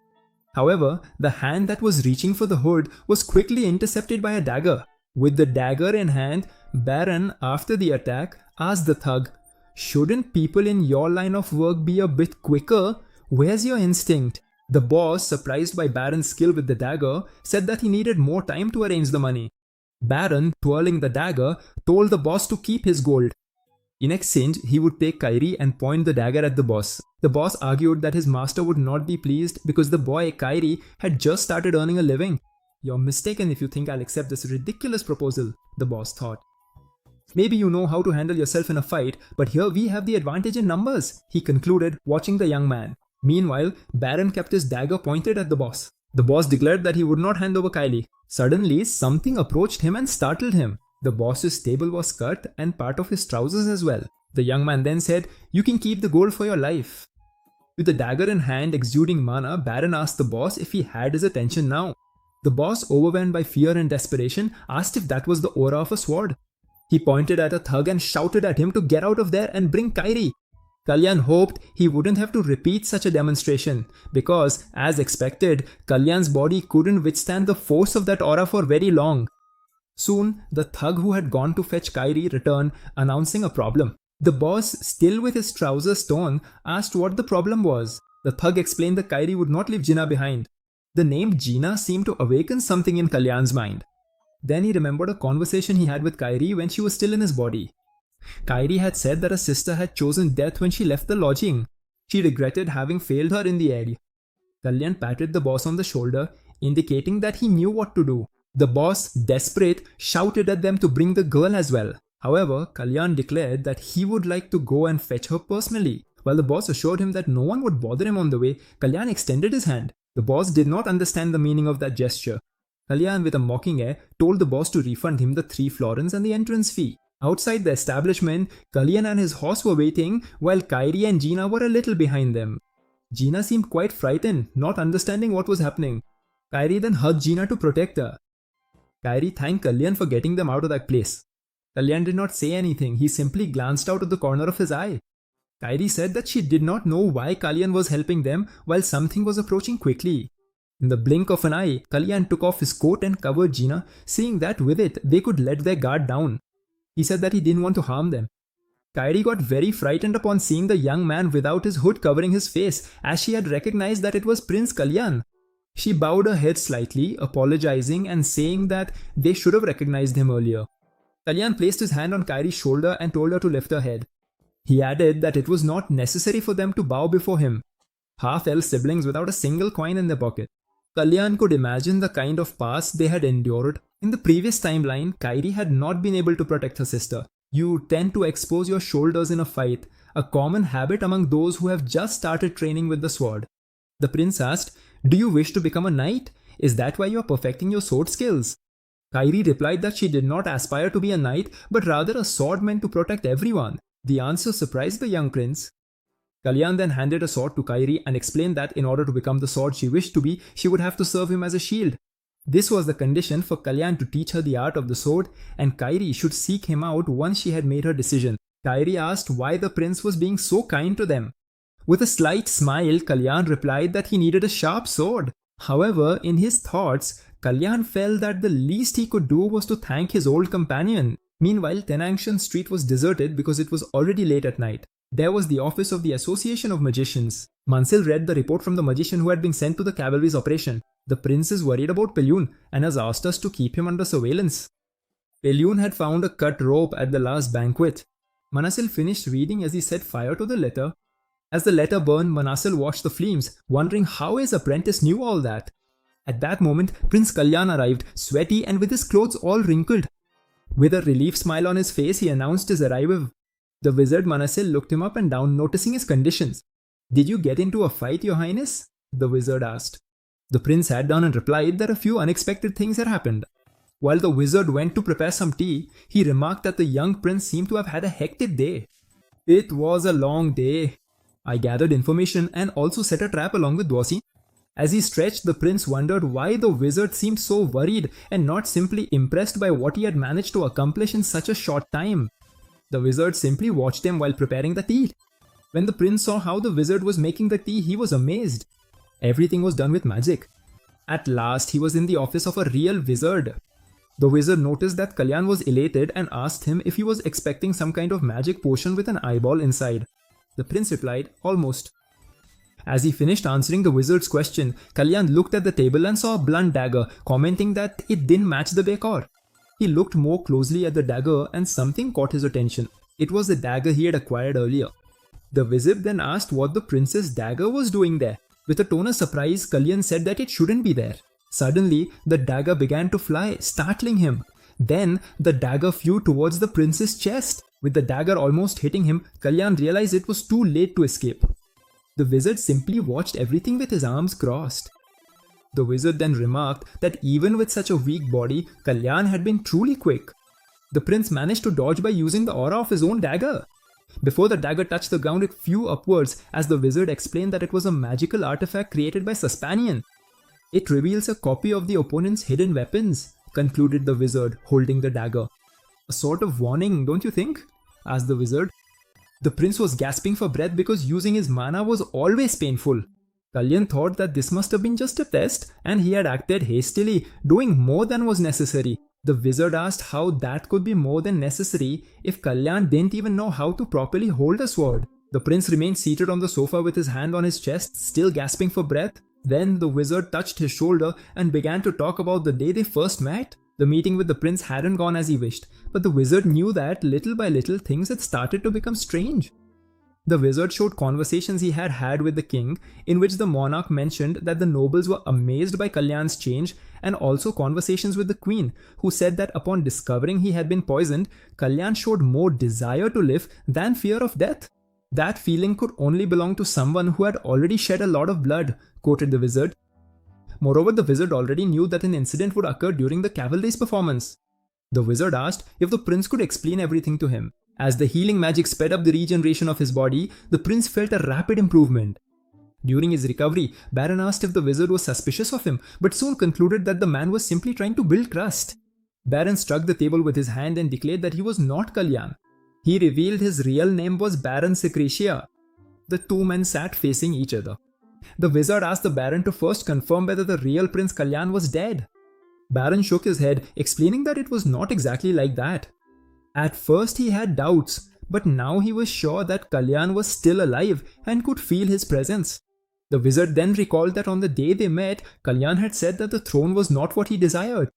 He asked Baron what he truly wanted. Calmly, Baron replied that his wish was to prevent wars. He still did not know why Kairi wanted the access of time, but he feared that if some underlying cause remained, everything would repeat itself. That is why he wanted to discover the reason behind everything. The wizard calmly asked whether what Baron desired was for the sake of the pursuit, the rightful heir, or for his own interest as Baron. Baron did not understand the question and asked the wizard what he meant. The wizard replied that above all, Baron needed to know something crucial. At present, Secretia had only Prince Chase. He explained that Chase was the son of a concubine, but the queen could not have children. Therefore, there was no way for Baron to exist there. The revelation deeply shocked Baron, who was in the body of Prince Kalyan. Baron felt engulfed in an extreme emptiness, completely lost. Lost in his thoughts, he wondered if he truly did not exist, neither in Secretia nor anywhere else. The prince was absorbed in his thoughts and fears, questioning why and how this had happened. Kalyan's body was in perfect condition, but Varen felt something odd deep inside. The prince confessed that sometimes he wondered if someone had entered his body, just as he himself had entered Kalyan's. He added that as long as I am alive, there cannot be another Baron. The young man seemed sad about the whole situation. He knew that deep down his situation was no different from stealing someone's life. Then, the mage tried to explain Secretia's situation by stating that Chase was the only heir to the throne. He said that one must know that the past and the present are not the same, and that the future may have been altered. The mage continued, the three princes of Kairos are in mortal danger, unlike you, the prince of Secretia, who grew up with the best of friends. The mage maintained a serious expression, while Varen and Kalyan's body was taken aback. The mage added that this meant they should not be bound by the past. Baran decided to clear things up with the mage, stating that what he feared would not happen. He revealed that on the very first day he arrived in Kairos, the moment he opened his eyes, he had stopped living as Baran. Baran's words left the mage quite surprised, as he had not expected such a statement. Baran asked if the mage was truly alright with the whole situation, even without being the crown prince of Kairos. With a smile on his face, the mage said that Baran had nothing to worry about and assured him that from the very beginning, only one person had a connection with him and the priest.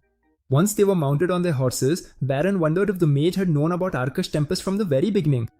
He decided to ask if the mage had extensive knowledge about the timeline. The mage simply kept a serious expression as he rode alongside Baran. The mage began to explain that the previous year, during that very month, Prince Chase had sought him out to ask for advice regarding the timeline. The mage himself infiltrated Secretia, but he couldn't find any information except that the timeline was not created by a man. Last month, he received a letter from Secretia about the disappearance of the timeline, precisely when Baron was saying that he had gone back 10 years in time.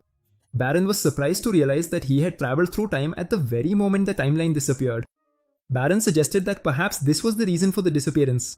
Before Baron could finish speaking, the mage interrupted him, stating that although it was an important issue, they still did not have the answer. However, he revealed that there was someone they could ask, a person who knew more than the mage himself and who would soon meet the prince. This person was Hispanian, as already mentioned. Prince Kalyan simply agreed with the mage's decision. His initiation rite was approaching, a ceremony that takes place when a new member joins the Hispanian royalty, and it is at this moment that everyone learns the will of Hispania. The mage emphasized that the priority was to stay alive in order to complete the initiation rite, asking the prince to do whatever was necessary. Baron probably replied, "Even if I failed, the seeds that were planted have already begun to sprout." Back at the palace, in his chambers, Kalyan's servant expressed great concern about the prince's departure. The prince was examining the plant he had received from the mage and seemed to have noticed something. Meanwhile, his servant advised him to wash his face before going to bed. With a smile on his face, the prince asked his servant if he wanted to see something interesting. Then they headed to the palace terrace. It was early in the morning and quite cold. The plant we received as a gift from the Society of Mages is extremely rare and has characteristics unknown to most, thought the prince. That day I pretended to have an accident and ended up spilling poison into the flower pot without anyone noticing, and I observed the reactions of the servants during that time. An ordinary person would not survive 7 days with that poison, let alone a plant. However, this plant remained alive as if someone had deliberately switched it. On the terrace, Ian the servant saw something quite bright and drew the prince's attention to it. He was captivated by the intensity of the glow. A luminous trail formed across the palace courtyard. If it were to be switched, it wouldn't be easy to get rid of the pot. They would have to keep it in a safe place, the prince thought to himself. And that way, he will know the truth, he concluded. Of course, the owner of the palace is Ian, the prince thought. Let Celicia wait for him. The next day dawned rainy. The prince watched the rain fall from the sky through his window. Someone entered his room and he turned to see who it was. It was Ian who brought the tea and was greeted with a good morning. The prince asked Ian if he had slept well the previous night. Kalyan seemed to be in excellent spirits, with a healthy complexion and a cheerful face. Ian, a bit surprised, confirmed that he had slept well and asked if His Highness had also slept well during the night.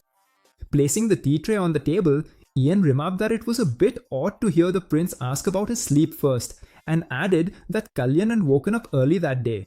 Ian joked that it was a good sign because today the sun would rise in the west. The prince took his cup of tea to drink. While he was drinking, Ian asked if the sound of the rain had woken him up. "It's subtle, but I can still feel it." "You increased the amount of poison, Celicia?" thought the prince. He asked Ian if there would be any event next week where all the nobles would be present. His servant confirmed that there would be a gathering and that all the nobles, including His Majesty the King, would be present. Then the prince learned that a week after the nobles' meeting, there would be a banquet, and that day would be the perfect opportunity to try the Celish Zoo. "Make the most of it while you can," thought the prince. Then he took the pill the wizard had given him and quickly swallowed it as if it were a sweet. He handed the cup back to Ian, who asked him a question.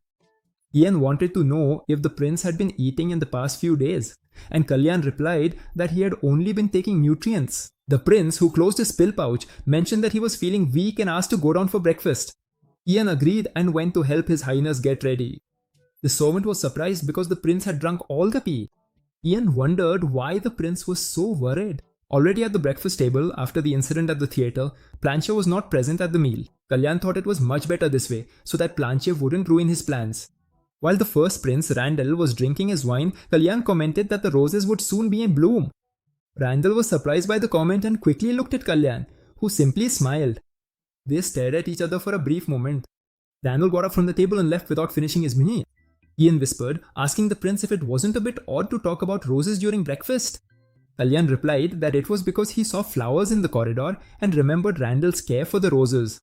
The servant said that it didn't make much sense and Kalyan simply continued drinking his coffee. Next, Prince Kalyan was training in the castle garden under the rain. He was quite drenched, a mix of sweat and rain. While he was leaning against a tree, panting and tired, someone approached, commenting that it seemed to get worse every day and asking him what he was doing. The prince replied that if he kept avoiding physical training, it would be difficult to improve. It was his master, the wizard, who had appeared suddenly. The wizard said that he was talking to Lamine. The prince was surprised that he had called someone by their first name. The wizard replied that there was nothing wrong with it, it was just a common name. The wizard asked why the prince had called him there, and Kalyan replied that he wanted to ask for two things. The first was that he would need two identities, and the wizard said that he could provide them easily. And the prince said that the second thing was that he wanted to investigate the cases of death involving the nobles, especially the connection with Romain, both of them said together. With a smile, the wizard said that wasn't a big problem either and that Kalyan was kind to ask. Then he asked if the prince was in a hurry. The wizard then replied that the amount of poison had increased and he believed he had discovered the culprit. The wizard said that he already had an idea of who it could be, and the prince warned that soon they would start putting pressure on him. I know it's difficult to catch hold of a great wizard, but the master needs an ace up his sleeve, Kalyan concluded. Manasil asked if by any chance Kalyan was planning to use him as a distraction. Varun with a firm look replied, not as a distraction, but as a weapon. That's right, a weapon. I know the power of wizards better than anyone, those who killed me in my own country, the army of wizards, the white demons. He then concluded by saying that he would form a society of wizards loyal to him. Manasi was quite astonished by the words of the young prince. He explained that wizards were not like knights. They were born that way, not trained. Varun then said that there was something he still hadn't told him, something that had worked in the previous timeline which caught the wizard's attention. When King Romain first expressed his desire to establish his own society of wizards in Careo, everyone, including the nobility of Romain, laughed. The idea was quickly dismissed, but thanks to it, the king managed to set the plan in motion without attracting public attention despite its success. Shortly after the consolidation of the Wizard Society, Romain passed away under suspicious circumstances. With that, he asked if Kalyan could provide him with the details. With a smile, the young prince replied that the truth would soon be revealed.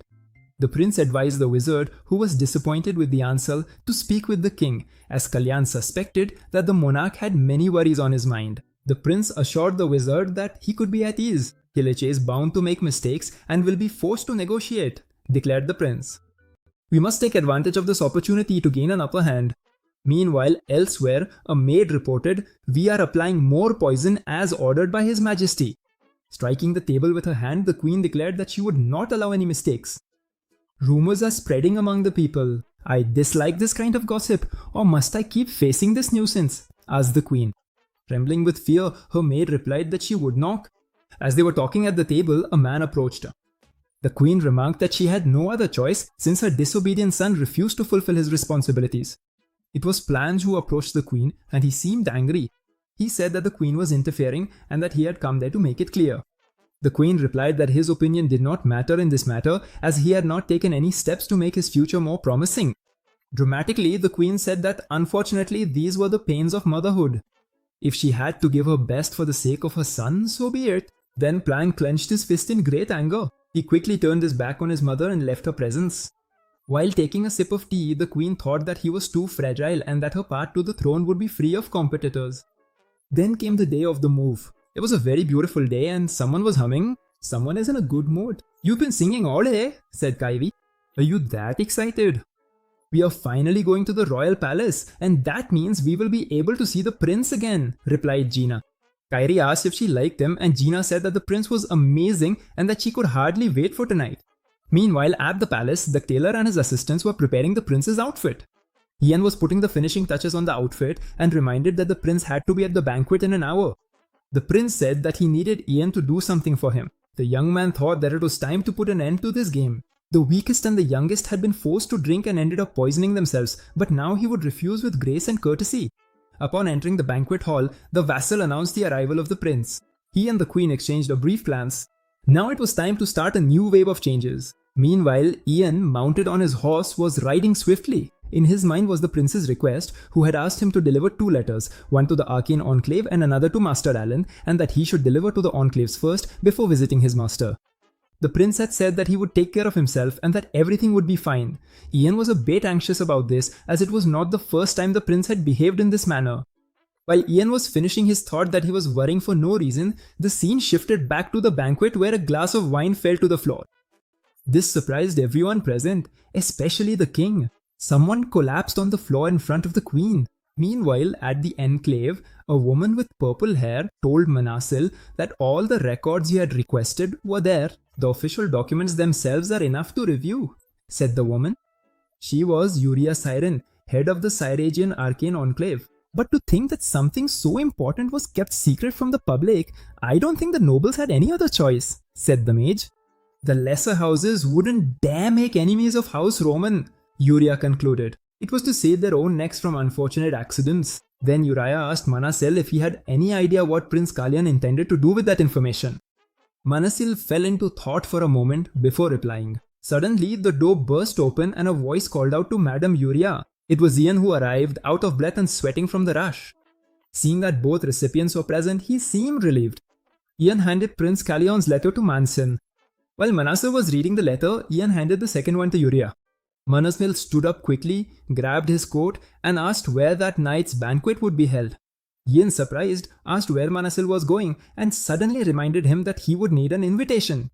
Yuria exclaimed that there was no time for formalities as Kalyan's life was at stake. Ian was visibly surprised by Yuria's statement. The letter revealed that that night Kalyan would risk his own life to force Kolesya to negotiate and that if things went wrong, he was counting on Manasil to save him. An hour before these events, Kalyan was having tea face to face with the queen. He suggested that both of them take off their masks. The queen quickly closed her fan and nodded. Striking the table with her fan, the queen said that it would hardly make any difference. While calmly sipping his tea, Kalyan said that he was referring to taking off their masks, not her manners, as he looked at the queen. A duel of words, is that the best you can do? I was hoping to be surprised, said the queen. She stood up stating that she had expected more and regretted wasting her time. A commoner like Kalyan, she added, would never understand the courtesy of keeping guests entertained. Kalyan simply replied that he knew about the poison.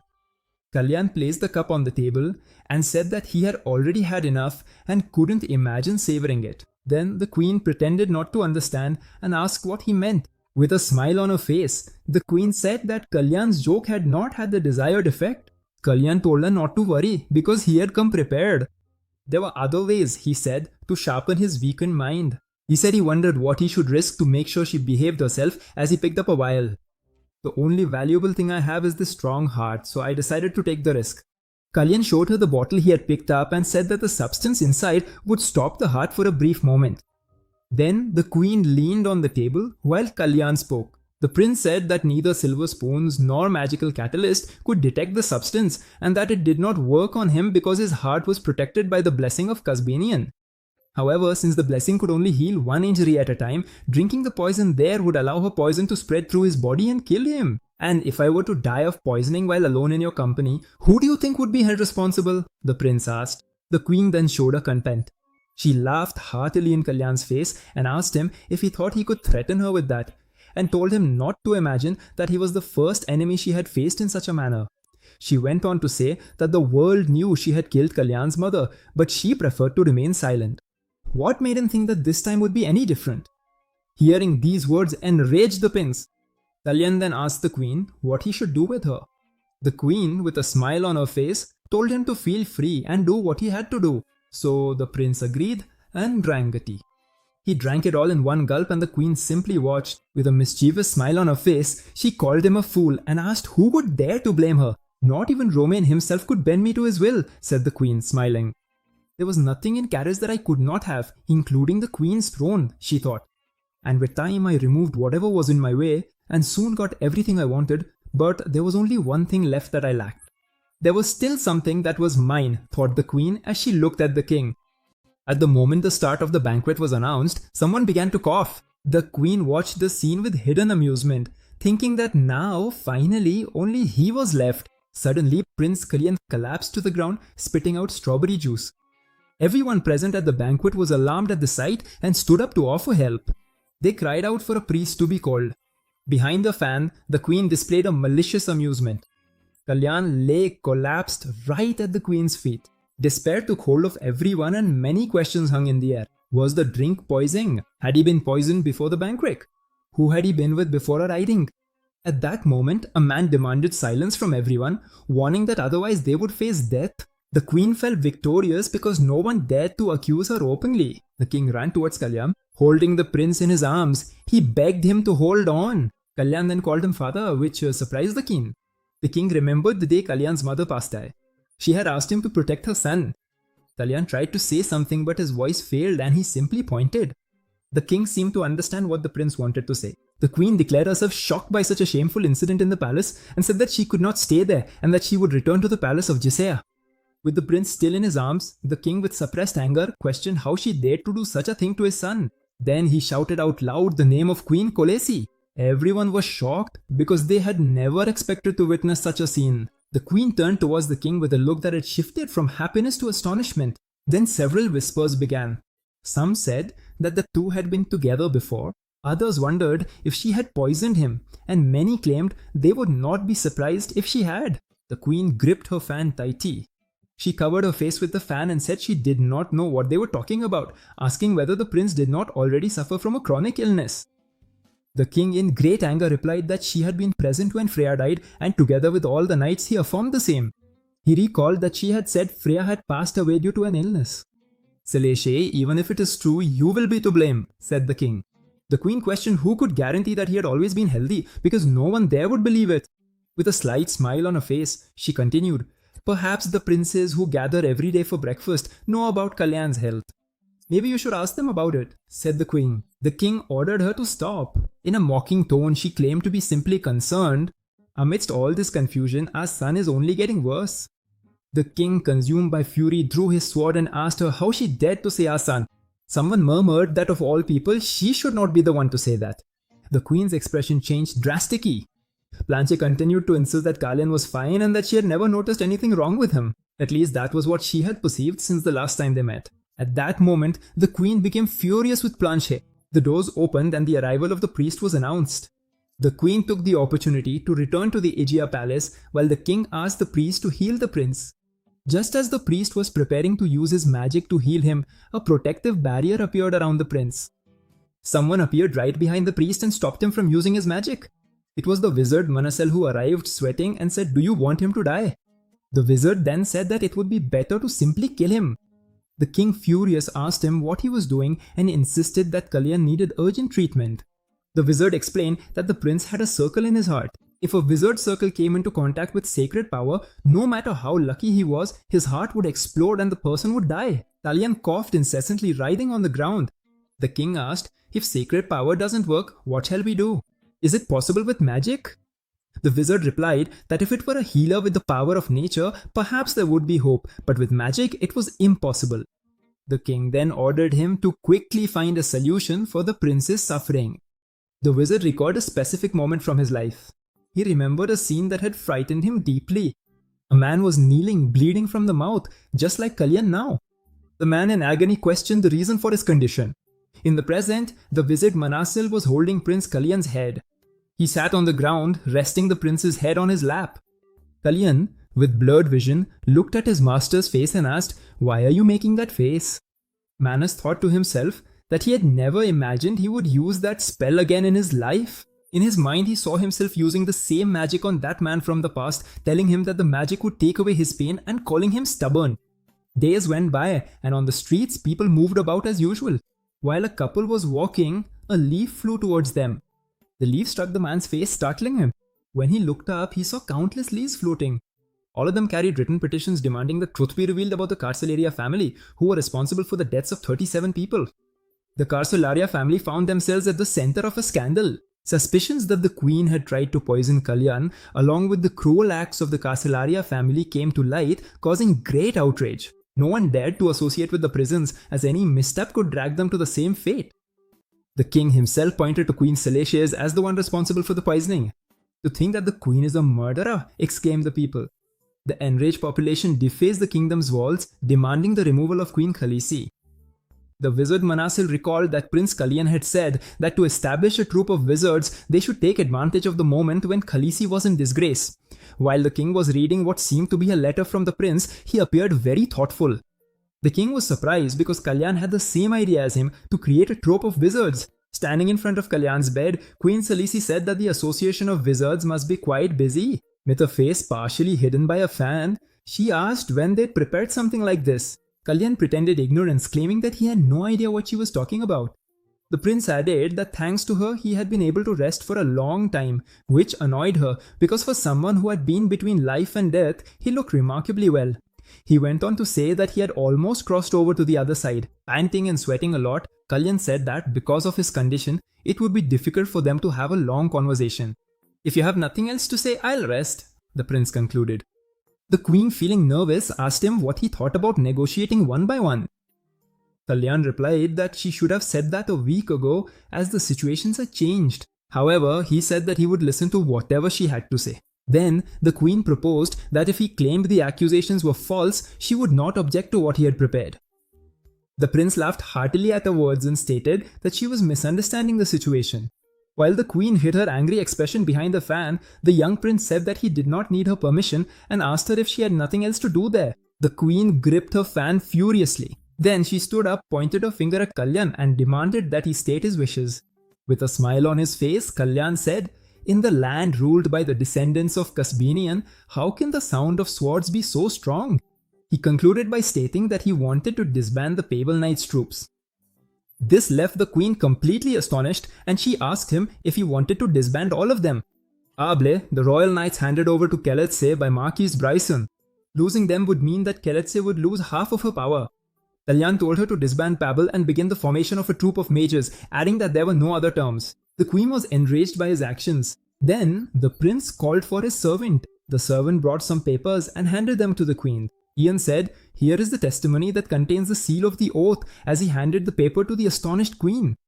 She was taken aback by the seal of the oath. The prince explained that it was a magic which engraved the contents of the contract into the hearts of both parties, and if the oath was broken, the heart would be destroyed, followed by death. That is how Queen Celeste came to visit Kalyan, just after he woke up. Meanwhile, the first prince was tending to the roses in his garden. He noticed a fallen rose on the ground and began to think deeply. His mind took him back to the moment when Kalyan collapsed. Their eyes had met just moments before the collapse. He also remembered the conversation with his brother at the cafe when Kalyan mentioned that the roses would soon bloom. It was then that he realized Kalyan's desire to be part of that process. Curious to see these roses bloom, he considered acting according to Kalyan's wishes. At the moment when Prince Kalyan collapsed, Randall was about to speak. However, Plan spoke first, stating that Kalyan had been fine just moments before. Randall was surprised, as it was Planche who had come to the prince's aid. Randall realized that something was changing. Back in Kalyan's room, he was explaining the function of the oath to the queen. It was a magic that engraved the contents of the contract into the hearts of both parties, and if the oath was broken, the heart would be destroyed, causing immediate death. "Since the trust in our relationship is not very strong," said the prince, Kalyan asked what the queen intended to do. She remained silent, as if she were in shock. The queen took the pen from the servant Kalyan's hand and began to sign the oath. As she was signing, the magic began to emanate. The magic wrapped around her arm as she completed the signature. Thus, the contract was sealed, binding their hearts together with a magical chain. Angry, the queen threw the pen to the ground, breaking it. When she turned to leave, Kalyan asked her not to misunderstand the situation. He went on to explain that he had never had a good relationship with his brothers, and that on that fateful day, when he was poisoned, Planchet did not intervene on his behalf. If he had uttered even one more word at that moment, the king's sword would have cut off his head immediately. In Seleki's mind, only the image of Planchet found. She seemed surprised by Kalyan's words. Regaining her strong and determined demeanor, she quickly left Prince Kalyan's room. Kalyan simply watched her leave. Sometime later, the magician went to the prince's room and expressed his surprise upon learning of Selese's visit. Apparently, someone was devouring a lot of bananas. The magician felt more at ease upon realizing that Kalyan was simply very hungry. Kalyan, while devouring a banana, remarked that they were delicious. The magician commented that, having barely survived, anything he ate would taste delicious. The prince, smiling, replied that he had already done his part. Manasel was indignant at Kalyan's ability to smile. Literally, he could have been visiting the prince's grave at that very moment. He added that if it hadn't been for the elf brothers who appeared at that precise moment, and the luck that the girl named Gina was a healer who dealt with the power of nature, when the magician emphasized that Kalyan could have died, the prince expressed surprise because he didn't know that Gina was a healer. Manasi asked if he hadn't known in his previous lives. The young man replied that at that time he only had ties with KP. When he met Katie, Gina had already left. Then, the magician got his answers without needing to ask anything further. He was furious with Kalyan for having taken the poison without any plan to survive that situation, relying solely on the power of the blessing. While Kalyan was apologizing, the magician threw a paper at him. They were the identification certificates of the children that Kalyan had requested earlier, and the prince didn't even remember them anymore. Suddenly, something caught the prince's attention and surprised him. The names of the two siblings had Baron as their surname. The magician explained that they needed a surname, and so he used his old name, since it didn't seem like Kalyan had brought them just by coincidence. While examining the certificate, paying attention to every detail, Kalyan smiled and thanked the magician. He stated that the documents were not fake but legitimate identifications, and that the magician had guaranteed from the beginning that the children were from the territory of Baron. The magician then revealed that Roman had been responsible for it, which surprised the prince. Manasil asked how Kalyan would feel after rumors spread that he was the king's most beloved son. Kalyan questioned whether such rumors really existed, and the magician replied that after the king's actions in front of all the nobles, it was inevitable that they would arise. The prince felt confused by his own feelings, thinking that it was something someone else should have felt. He remained seated on the sofa, deeply lost in thought about the whole situation. Kalyan called Ian to remove the banana peels from the table. His servant Ian approached and stood in front of him watching him. He said that he had something to tell the prince, who asked him what it was. Ian declared that he wished to stop being his assistant. Such a statement left the prince very astonished, as he had not expected anything like that. The foot of a small child touched the carpet. The child ran across a magnificent palace hall flanked by thick columns. At the far end to the left on the second floor, he made his way towards his destination. He looked out from behind the wooden counter and shouted loudly that he was there. In front of him, lying on the bed, was a man who was gravely ill. His hand was wrapped in bandages. The child, with a smile on his face, greeted his brother, and in a low voice, his brother greeted him back. "Did you hear the crickets singing this morning?" The child asked his brother. "Crickets? Yes. When summer begins, those horrible black insects start screaming like mad." The man replied gloomily. The child, more optimistic, said that crickets had very strange wings, but perhaps they made loud sounds from inside themselves using their stomachs. He suggested catching one of those insects the next morning and bringing it there. The brother, who was bandaged from head to toe, said he shouldn't do that he didn't like crickets, and asked him to just play the violin. "I've heard that your son is quite good at medicine," said the sick brother. He said he was busy with something else. "How can I ask for that?" Disturbing words reached the child. "But sir, this pains me a lot as well, but there must be another way," said the man. At that moment, he did not know how terrible the phrase would be, someone who cannot have something and cannot have that either. Sulojan, that was what the brother called the chair. "Don't look away, look me straight in the eyes, understand that I'm dying," his brother said, staring at him intently. Loud screams were on. "We must escape. Take Sulojan and get him out of here. The fire is spreading quickly." That is how my brother, just before turning 15, made a desperate decision that changed everything for him and for those around him. After that day, summer continued on its course. Autumn arrived and was replaced by winter. Then, the crickets began to sing again in the garden, and he withdrew more and more. His father, who could not bear to see him suffer, took him out of his room. He always tried to snuggle into his father's arms with his head resting on his shoulder. "What kind of boy is this?" a voice suddenly asked. "This is the third prince of our kingdom," another voice replied. With his head bowed between his hands in distress, the young man with red eyes looked incredibly sad. Sarojan realized how heavy the prince's heart was. "I would like to resign from my position as your servant," Ian said timidly, looking at Kalyan. The prince looked at him, stunned. "No, what are you talking about?" Kalyan asked. Ian, sobbing loudly, began to tell his story. She, the person closest to the prince, confessed that she did not understand what was happening. Moreover, she revealed that she was the one who brought the poison every morning. The prince watched his servant Ian, who seemed surprised. "It was my fault," Ian confessed. "I ignored the signs and couldn't be by your side when you were in danger. I didn't know anything, and once again you almost died," Ian added. Then Ian saw the face of his dead brother. "Don't avoid the fact that I am dying," said the figure, as if from beyond, reaching out his hands towards Ian. "Ian, look at me!" Prince Kalyan shouted quickly. The servant Ian opened his eyes, which were full of tears, as if waking up from a trance. Then, the prince asked who was in front of him at that moment. From the look in his eyes, it was clear that he was expecting an answer. Crying, Ian replied, "It is Prince Kalyan." Kalyan then placed his hand on Ian's chest and declared that he would not die. "Ever since I first opened my eyes here, you have been by my side, and it was only because of you that I managed to hold on till now. I survived because you took care of me. It seems I don't know much about you either, but one thing I'm sure of, you will continue to protect me from now on as well, won't you?" The prince asked Ian, The prince's words made Ian cry even more. Deeply moved, Ian fell to his knees crying. "Leave this now and get up," shouted the prince. Ian thought that there was no turning back anymore. The prince reached out his hand to help him up. "There is someone here whom I must protect for the rest of my life," thought Ian. Ian said that he would get rid of the people who made the prince suffer. Kalyan asked what Ian was talking about and if he intended to take revenge for him. Ian replied that he did it because he had hurt the prince. Kalyan then asked him to stop saying that elephants should stay still or else a war would start. Ian told him to forget about the war, even if he did not act under the Siegfried family name. The prince called him an elephant. Surprised, Ian asked if he knew him. Kalyan shrugged his shoulders and smiled. Ian asked since when he knew, and Kalyan replied vaguely.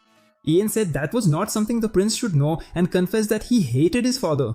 Kalyan in turn said that as soon as he got rid of the troubles, he wanted a coffee. Then Kalyan asked Ian if they wanted to bet on who would grow taller. In a dream, Baron saw Kalyan. They were standing face to face. Kalyan showed a calm smile while Baron looked amazed. Kalyan then walked up to Baron. He came very close to him, still smiling, and quickly walked past Baron. Baron watched Kalyan head towards two other people. They seemed to have been friends for a long time. Kalyan then looked at Baron, who was very frightened by all of it. Baron reached out his hand to Kalyan. Kalyan's smile faded and he looked surprised. Then he smiled again, this time with a confident look. Kalyan said something that woke Baron up. Then with a smile on his face, Kalyan looked at Baron as if he were falling. Then Baron plunged down and Kalyan simply watched him. Baron woke up from the dream, still in Kalyan's body. He sat up in bed, not quite understanding what had happened in the dream. While conducting the funeral of the previous Kalyan, Manasil wondered if he had truly left in the end. Kalyan replied that he thought the original Kalyan might have wanted to enjoy what he had longed for so much before leaving, but he was in such a hurry that he ended up going away. Prince Kalyan declared that he would dedicate this life to the original Kalyan and would make sure to fulfill his wishes. He remarked that if that life represented shackles for the original Kalyan, he felt a bit envious of his complete freedom. Turning to Manasil, Prince Kalyan declared that he would not pretend to be ignorant. There were many things that the original Kalyan had started and favors that had been asked of him. He would live his second life with dignity. The Paulunite Corps was quickly disbanded and its members returned to Marquis Bresson. Roman advised them not to believe the baseless rumors about the royal family.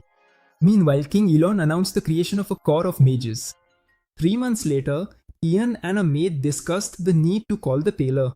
Ian instructed the maid to inform the tailor that many of his clothes needed repairs and that his current ones were already too small for him. Prince Kalyan entered the room where Romain and King Elon were waiting for him. Roman noticed that Kalyan seemed to have grown even more since their last meeting and remarked that the prince looked even taller than Planche. King Elon asked if Kalyan had finished the preparations for Rosalita. The prince replied that everything was ready as his birthday was approaching. Mansil explained that there was someone he needed to introduce to Kalyan and that was the reason for his summons. This would be the mage who would act as his guardian during Rosalita. The man entered the room introducing himself and stating that it was an honor to meet him. He was Arsene Hertz. Kalyan looked at him in horror. He caught. Rome added that Hertz was a talented figure who would be joining the core group of mages, expressing his hope that Kalyan and Hertz would learn from each other and grow closer over time. Kalyan then responded angrily, saying that it was quite an unexpected and very special birthday gift. Kalyan asked when the mage corps would be formed. Elon replied that it wouldn't be so soon as they still didn't have the name, the number of members, not even the uniform. Nothing was confirmed and there was still a long way to go. "It's just the beginning," said Elon, while Hertz smiled at the prince. Elon asked Romain if he would like to name the mage corps. Romain seemed to have something in mind as he had been thinking about it for some time. With a smile, Roman suggested the name Balkan. Prince Kalyan also seemed to approve of the name. Elon commented that it was almost as if Romain had been waiting to be asked, and it would have been a problem if he hadn't. Kalyan asked Hertz what he thought. Holding his cup of tea, the prince waited for Hertz's response, who smiled and asked what he meant. Kalyan clarified that it was about the name Volcano and asked if he liked it or if it sounded familiar to him. Then Elon glanced at Kalyan and Hertz. With a smile on his face, Hertz affirmed that it was a good name.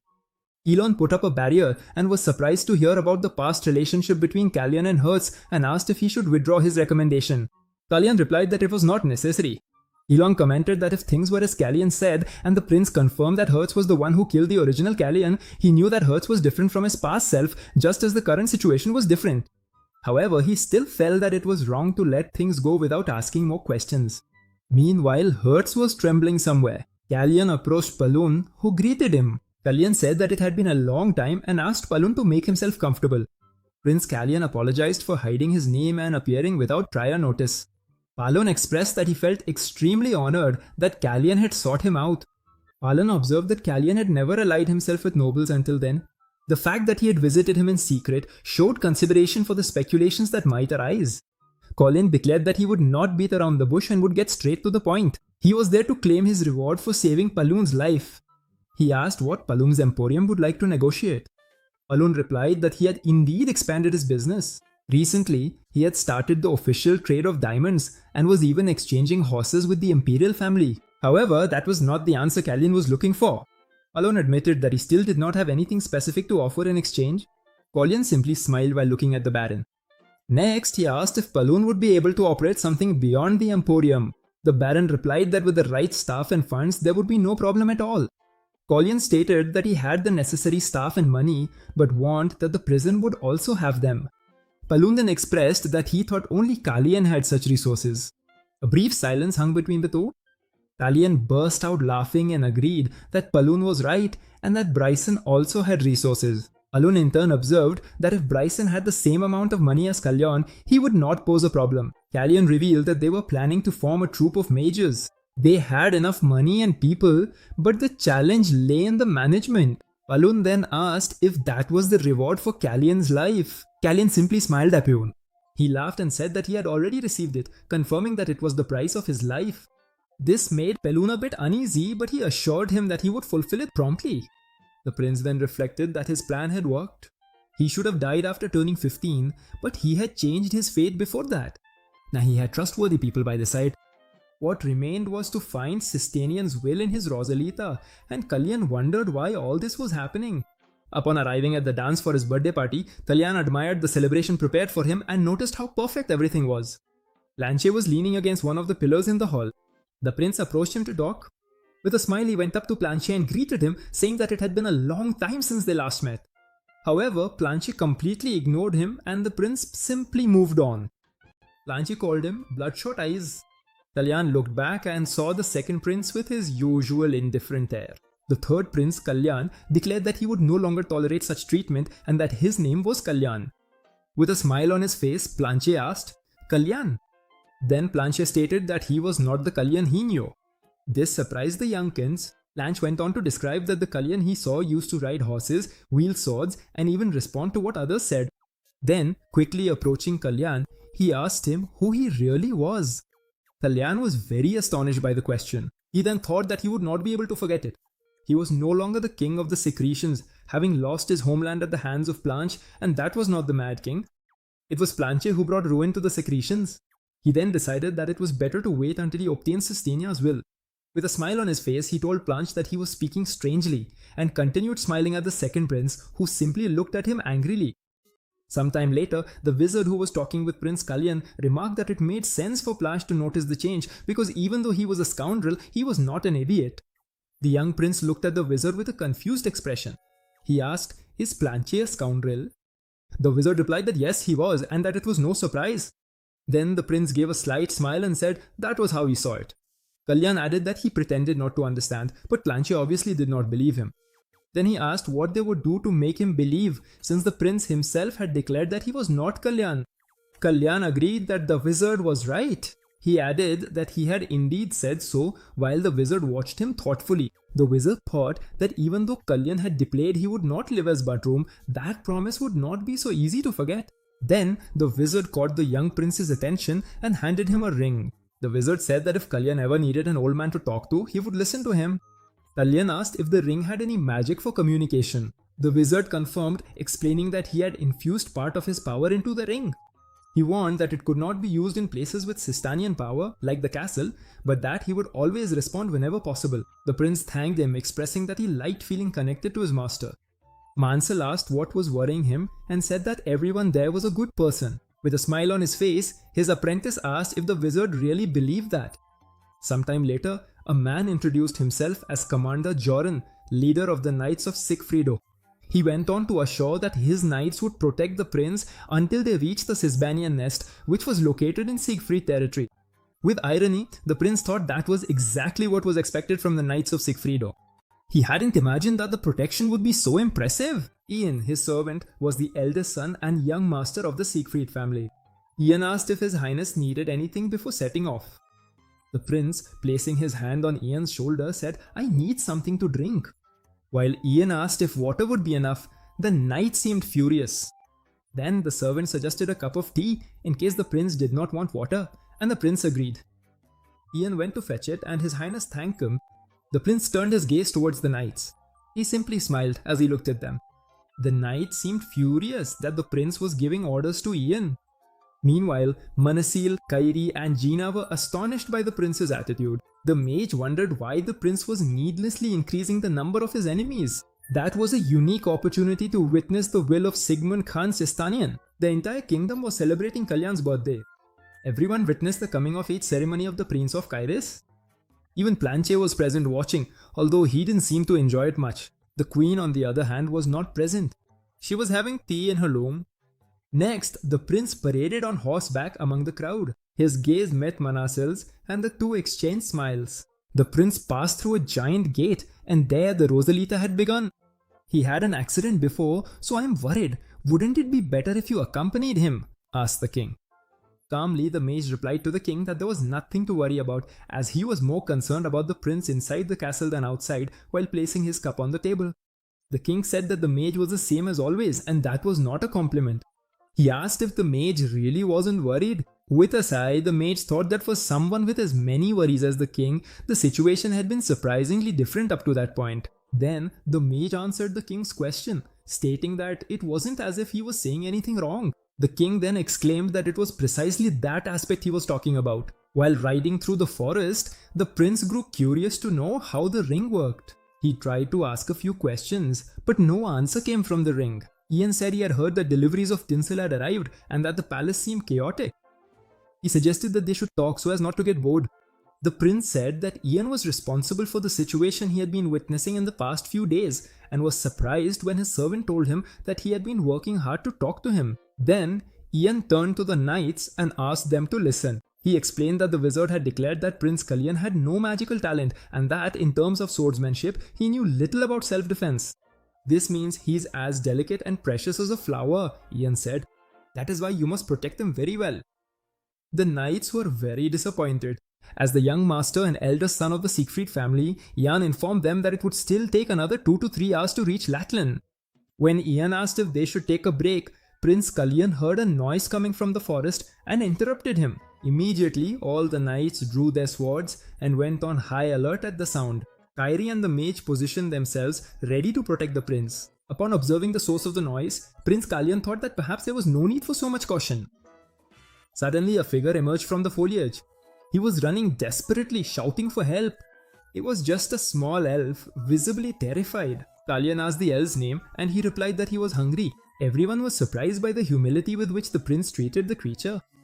The prince asked if the elf had come there in search of food and what he was doing in the forest. The little being replied that he was hiding. The elf seemed overwhelmed by fear. Kalyan realized that there was something unusual about the conversation.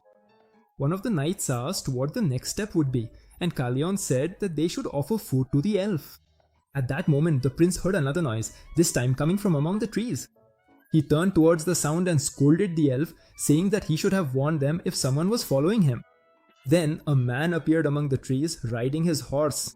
Prince Kalyan took off his cloak and carefully wrapped the little elf with it. He ordered Kairi to hide her. One of the knights stepped forward and asked the newcomers for their identity. The man replied that he was chasing a thief and asked if they had seen a child with an unusual appearance. The knight, however, denied having seen such a child and ordered the man to leave. Then the man noticed that Kairi was hiding something and stated that he was not there to fight with the knights. He said that he had only come to look for someone and asked for permission to search. At that moment, many lights appeared in the forest. The knight was about to reply, but the prince interrupted him by asking what kind of person he was looking for. The man described the person as a young elf. At that moment, Kalyan gave the man permission to check the area. The little elf got extremely frightened when the prince gave his permission. The man began to move towards Kairi, who was protecting the elf. As he passed by Prince Kalyan, Kalyan told the man not to turn around and just listen. The prince explained that those who were with him would not protect him. His real target was the man himself and the child. As soon as he verifies the child's identity, arrows will come flying in this direction. Before the prince could finish speaking, the man turned around. As he did so, the man saw the glow in the forest intensify. Numerous arrows were shot in his direction. However, all the arrows broke before reaching their target. Prince Kalyan had saved the man by using his sword to break the arrows and throwing him to the ground to get him out of the archer's line of sight. Kalyan then reminded the man that he had told him not to turn around. More arrows were shot from the forest, and one of the knights shouted, "Ambush! Protect the prince!" At that moment, the wizard Hertz cast a spell.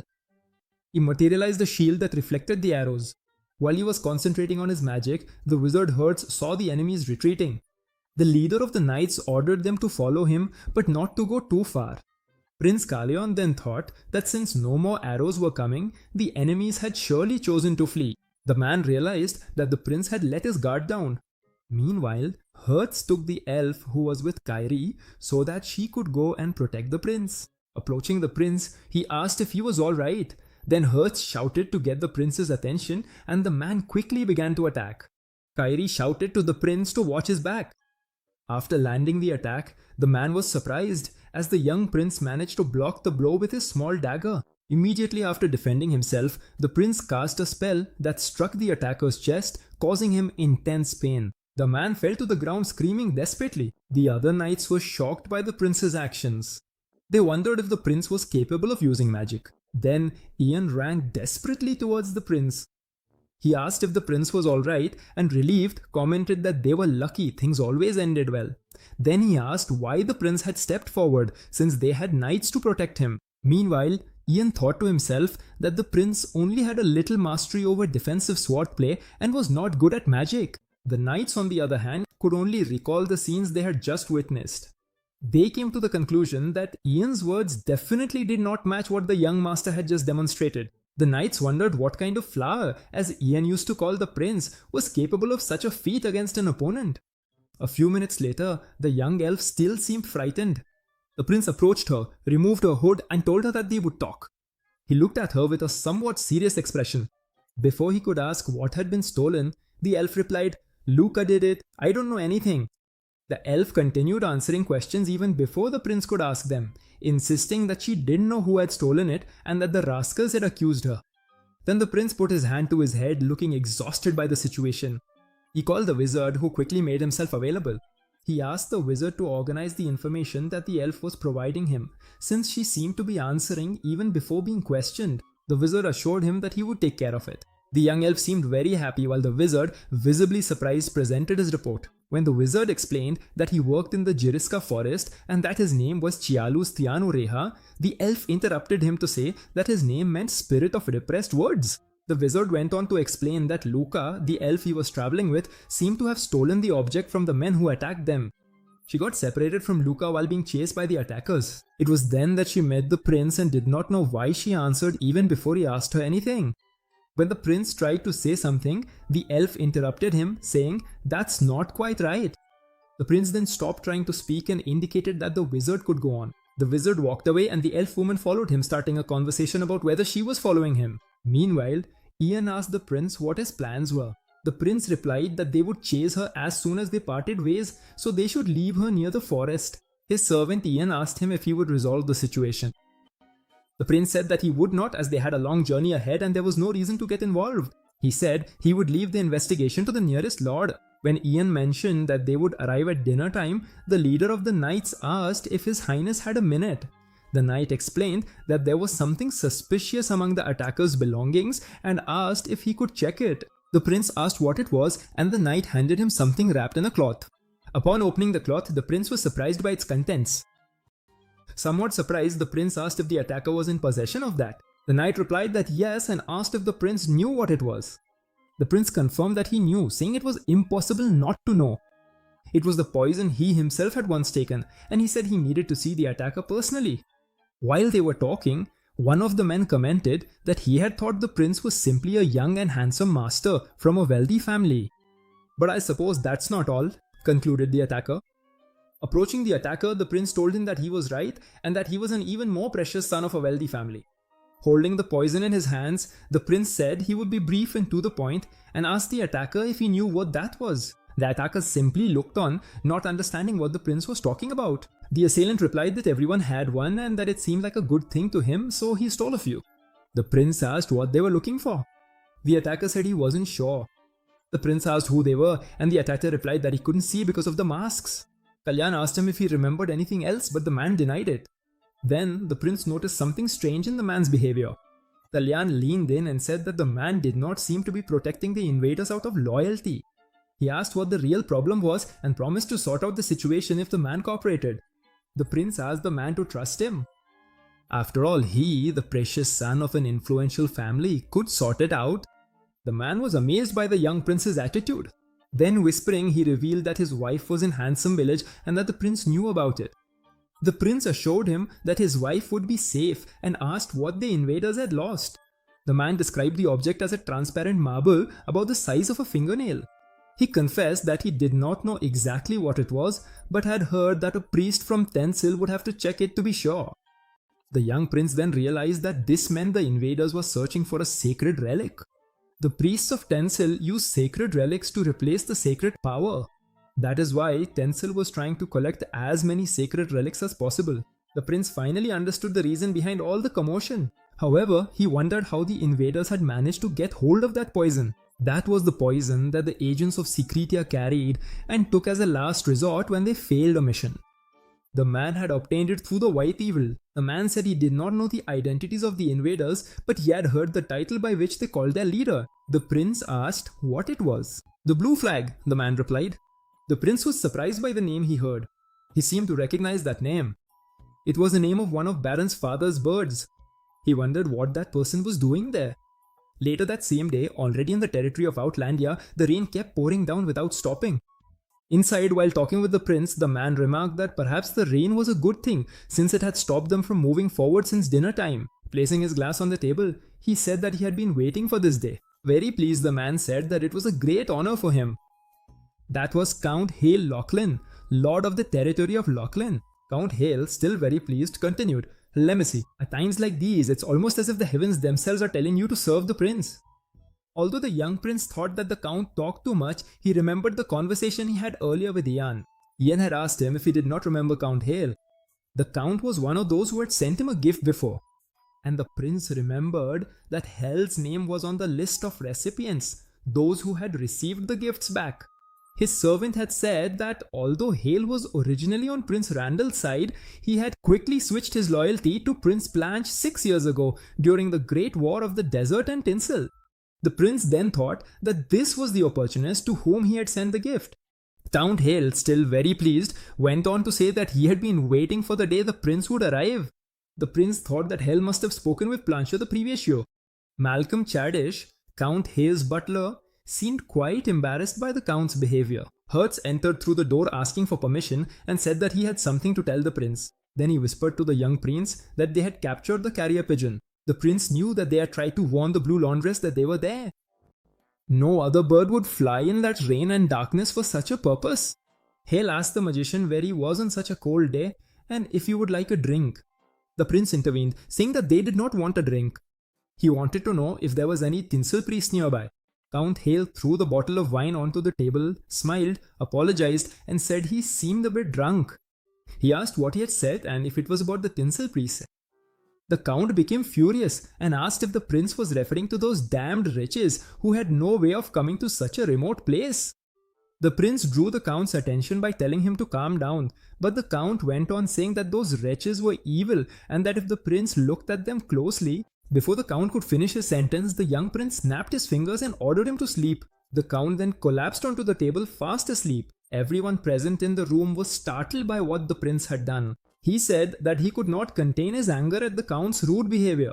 Next, the prince appeared riding his horse. Speaking with Manasil through his ring, the wizard asked if the prince was saying that he had gotten involved with a secret object and that his life was now in danger. The prince went on to assure Mansil that he should not worry too much about his retirement. Manasil asked about the extent of the prince's connections. The prince replied that he was someone who had never failed in a mission. The prince added that it was impossible for them not to have realized that he was the prince of Keriaz. He wondered what kind of situation would lead someone to take the risk of using an arrow as an agent's tool. Manasil ordered the prince to look for a place near Lothlin where the extensible priest was staying.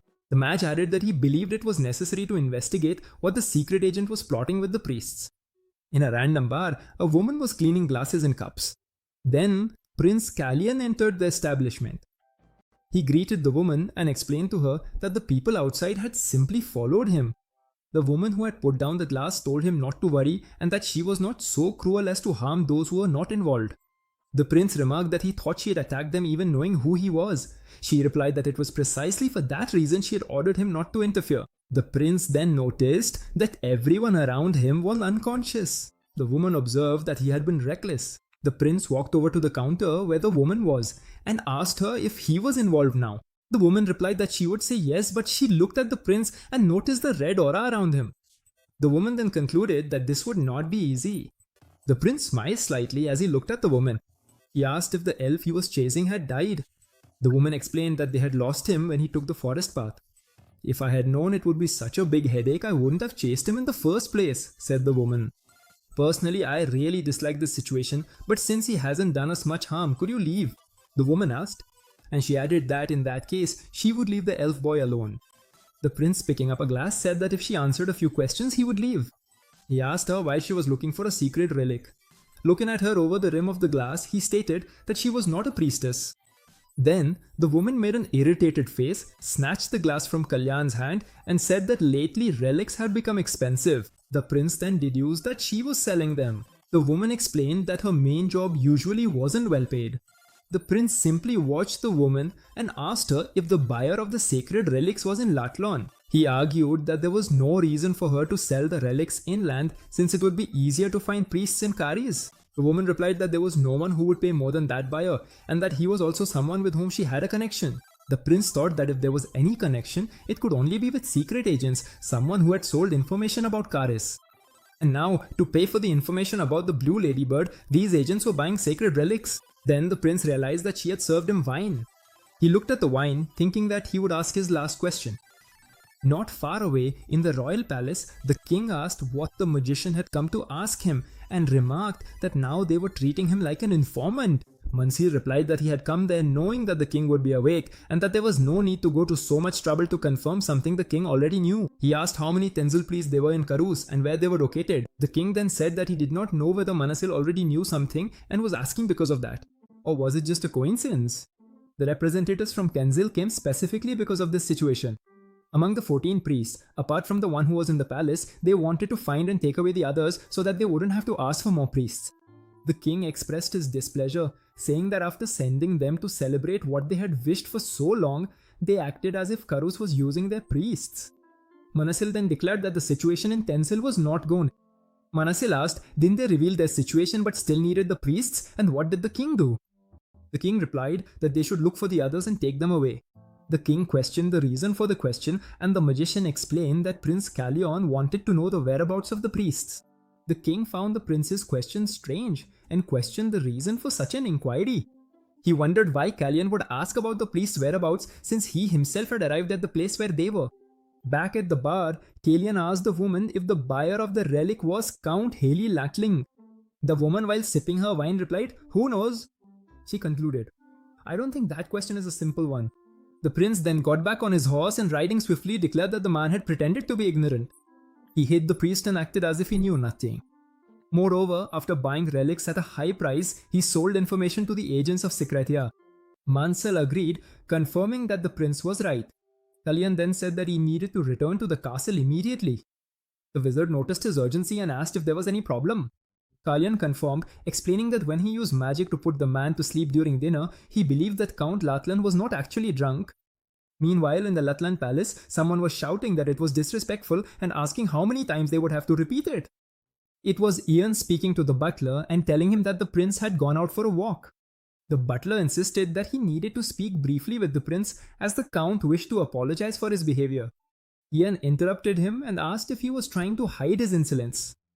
Ian seemed truly furious with the situation and reiterated, "Since when can the account's butler question the whereabouts of a prince?"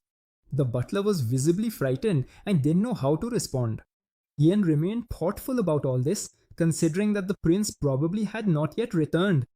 The butler asked again when the prince would return. Ian shouted, saying that he could not inform him and that he should leave. At that moment, the prince appeared at the bedroom door, asking if he could not get some rest. Both Ian and the old butler were surprised. Kalyan then called his incompetent servant. "I told you to give a proper excuse and send them away." "How difficult can that be?" he asked, surprising Ian. His servant apologized and explained that the butler had been very persistent and requested that he handle the situation. Then the prince closed the door rather forcefully. Outside the room, the butler kept apologizing, saying that he did not know His Highness was resting and that he would take his leave. The prince leaned against the door, feeling relieved. He started slightly upon realizing that he had spoken like a certain person, which left a bitter taste in his mouth. His servant entered through the door and said that the prince had returned earlier than expected, and no less than through the window, the servant added. The prince replied that it was a long story. Kalyan asked if anyone else had come looking for him, or if anything suspicious had happened. Ian replied that it was just the butler from earlier. Although there's a prince who uses the windows as an exit, Ian concluded, recalling when His Highness went out through the window, even though it was on the 3rd floor. Kalyan let out a slight laugh and said that he understood. The young prince asked why Ian was so angry and noted that he hadn't been this irritated at the palace. Ian replied that it was because the butler wouldn't listen to him. Even after saying that the prince was out for a walk, the butler kept asking when he would return. Kalyan found the reason strange. His attendant explained that the butler kept asking and in fact seemed more interested in when the prince would return than where he had gone. A little later, the prince was speaking with the mage and told him that the count already suspected they were investigating something. He added that they were right in saying that the count was not drunk. The mage asked why Kalyan thought the count was pretending to be drunk and behaving that way. The prince replied that the date for the exchange of sacred relics with the blue ladybird was today, which explained the ladybird's presence. The wine was just an excuse for the count to go unnoticed, but the plan went awry when Kalyan put him to sleep. And when he found out that I'd left the castle, he sent his butler to investigate. The prince spoke and the magician, understanding, asked, "Why do you desire a sacred relic so much?" Kalyan replied that Hale probably wanted to offer it in exchange for a favor with Tencel, the homeland of Prince Randall's mother. The magician added that although he maintains a relationship with Randall, he also flirts with Planche and sends secret gifts to Kalyan. The prince added he sold information about Kiris to a secret agent from Secretia. What a cunning fellow! Helping Salas, who was being chased, was just the beginning, the prince continued. The man who was hunting her informed me of the name of the blue ladybird, and that's how I found out that Hale was sending relics to Tencel to flatter Randall through the blue ladybird. If all this is not a coincidence, the prince paused. The rain won't stop until tomorrow, and since I'm stuck here, I'll deal with this traitor. In his room, Hale smashed a glass in a fit of rage. He thought he should have realized that Kalyan would be a problem when the prince returned his gifts. Hale was certain that Kalyan had used some kind of magic, since only enchantments could induce such a deep sleep. His plans were a disaster because of him acting arrogantly just because Manasil is on his side.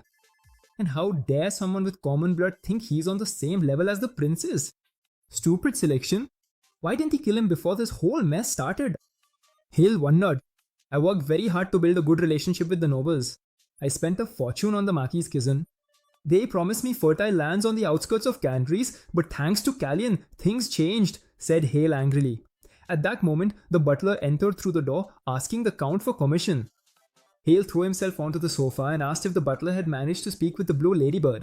The butler replied no, maybe later. Furious, Count Hale threw a glass at the butler's head, calling him an idiot. Hale asked if the butler knew how to do anything properly and noted that it was raining, which meant the half-caste would come back to sleep there. The butler, frightened, asked if he should postpone the transaction. Hale, extremely angry, replied that there was nothing to be done. They couldn't take any risks with the prince and his men present, so he shouted at a maid to bring him his clothes. Hale went on to say that he would teach Prince Kalyan a lesson in good manners. The next day, Kalyan was sitting at the table calmly having his lunch. Count Hale simply watched the young man, thinking that Kalyan was behaving as if nothing had happened. Here in Caffrey's, the title of Count demands respect, Hale thought. The nobility will not sit idly by if they find out that magic was used against me. Your royal blood won't protect you, you foolish little prince. Soon you'll be begging me for forgiveness. Then Hale apologized to Kalyan for his behavior the previous night. The prince replied that it was no problem. The count asked if any enchantment had been used. Before Hale could finish his question, Kalyan replied that he had put him to sleep with an enchantment since the count was already becoming unbearable. With a smile on his face, Kalyan told Hale not to worry, as it must have been the first time he was hosting a member of the royal family. He concluded by saying that the Count must be feeling nervous. Count Hale forced a smile on the outside, but inwardly he was furious when Kalyan acted as if the blame really lay with the Count himself. Kalyan said he was tired from investigating the person who had attacked him. The Count asked if it was the man whom the prince had taught. The prince replied that it was so and that they had gathered a lot of information. The Count thought that he ought to know more about this. Before Hale could ask anything, Kalyan said it was the name of a bird, and this made the Count spit out all his wine. The butler, startled by the scene, grabbed the cloth for the Count. Count Hale told the butler not to touch him while he was speaking with the prince. Kalyan concluded by saying that he needed to analyze the details more thoroughly, but he thought the Count would want to know what had happened on his lands. Count Hale stood up and said that he would help with that, as he would not allow a prince to be attacked on his lands. "Do you think I will let you mess with my lands? Just wait and watch. I'll get to the bottom of this and find your weakness," thought the Count. One of the knights arrived and asked to speak with His Highness. Seeing the knight whispering to the prince, the Count thought that he needed to drive him out of his territory. The prince interrupted the Count's thoughts by telling him that the message was actually for the Count himself, which surprised him. Smiling, Kalyan said that the man wanted to speak with Hale. Then the prince and the Count headed to a place that looked like a prison. The Count was visibly furious because Kalyan had brought him to such a place. The prince on his part thought that the Count surely harbored such feelings. But by then everything had already been meticulously prepared for him to fall into the trap. Then the scene shifted back to the previous night at the same place in his cell. The man imprisoned behind the bars asked if something had happened to his wife. Kalyan replied that the man's family was safe, assuring him that he had given his word that nothing would happen to them. Then the man questioned the prince's presence there, and Kalyan replied that most likely the man himself already knew the reason. At this point, the man would be executed. He had attacked a member of the royal family, and as soon as the investigation was concluded, they would bring him before Karus and execute him. And even if his life was spared, the prince explained that he would not receive proper treatment. His arm would become necrotic and eventually he would die. Then the man asked what the prince was trying to imply. Kalyan then stated that he could offer him a way out. The man showed surprise and the prince went on to say that he could live far away from this territory in a place where he would find peace, but only if you help me. In return, I'll make sure that the punishment for his crime is limited to the amputation of his arm. Upon hearing this, the man's expression turned fearful. The prince, for his part, maintained his serious gaze. The man then agreed with the prince and asked him what he should do. Returning to the present moment, the man revealed that he had requested the Count's presence because Marikita was actually a secret agent from Sikri. She was there to sell some products to a client with whom she apparently had been involved for quite some time. Then, the prince remarked that it was strange since such a relationship would only last if it involved a double agent, a big-time treacherous merchant who sells information. "Don't you agree, Count?" the prince asked, concluding his speech. The Count seemed desperate about the whole situation, barely able to utter a word. Kalyan then remained silent, waiting for the Count to make his move that would provide him with the evidence he needed. Later, at the palace, the butler knelt before the prince begging for forgiveness. He stated that everything he had done was simply following his master's orders. Although he was not trying to excuse himself, he pleaded for mercy from the prince. The butler thought he knew they would uncover Count Latlin, but he did not expect such a turn of events. The prince, in a thoughtful tone, asked the butler, "Are you a priest of Tencel?" This left the butler astonished. Kalyan went on to say that the butler must be the one who buys and sells the relics. And the reason he behaved so submissively with Count Latlin must have been because the Count had discovered one of his secrets. The butler then revealed that if it was found out he was selling the relics, Tencil would execute him as soon as he returned. Kalyan was surprised to find out that the butler was selling the relics. So was the Count not trying to buy them? He wondered. He then asked the butler to whom he had sold the relics. The butler replied that he had sold them to Queen Seleuce's elder brother, Viscount Renan Brizan. He is presenting the sacred relics to Tencel. The butler said that Renan Brizan had established a connection with Tencel. This means he betrayed Planche and sided with Randall. He turned his back on Selesy and the rest of his own family from the prison who wanted Planche to be the heir. Speaking with the wizard Manasil, the prince remarked that in the trap he had set for the Count, he had caught something much better. The wizard asked what the prince would do next. The prince replied that it was something that would cause quite a stir and asked if they should discuss the matter with Romain at that moment. The wizard agreed. Kalyan asked Manasil to write a letter to inform Hale Laidlin before that. The prince ordered his servants to treat the arm of the man imprisoned underground. The wound was serious and would take a long time to heal, so it would be better to amputate it. Then he ordered them to feed it to the man, showing the poison. The knight confirmed, saying he would inform the man. He also ordered Kairi to go to Hansen village, find the man's wife and take her to a safe place. While the man was taking the medicine, the prince was interrupted by the young elf girl who came running into his room saying that she had come with Jana even without permission. Before the prince could ask, the young elf girl replied by asking him not to scold Jana. The young elf girl then ran towards the little bird and the prince thought that was not his problem. She went up to the little bird and started playing with it. Then Ian asked the prince what he planned to do with the dove if he took it with him. Kalyan replied that he would not do so. Ian concluded, "Are you thinking about when you will return it to its owner?" Ina also started playing with the dolls. Kalyan and Ian simply watched them. Then the prince told Lena that he would give her a bird when they returned to the palace, since he needed to return this dove tonight. Ina tried to argue that maybe Merlin wouldn't like having a bird in his room, but the prince just smiled and said it was a pity. He asked Hina to help him release the bird as soon as he finished dinner, and also requested her not to forget to open the window. Hina's tone was doubtful.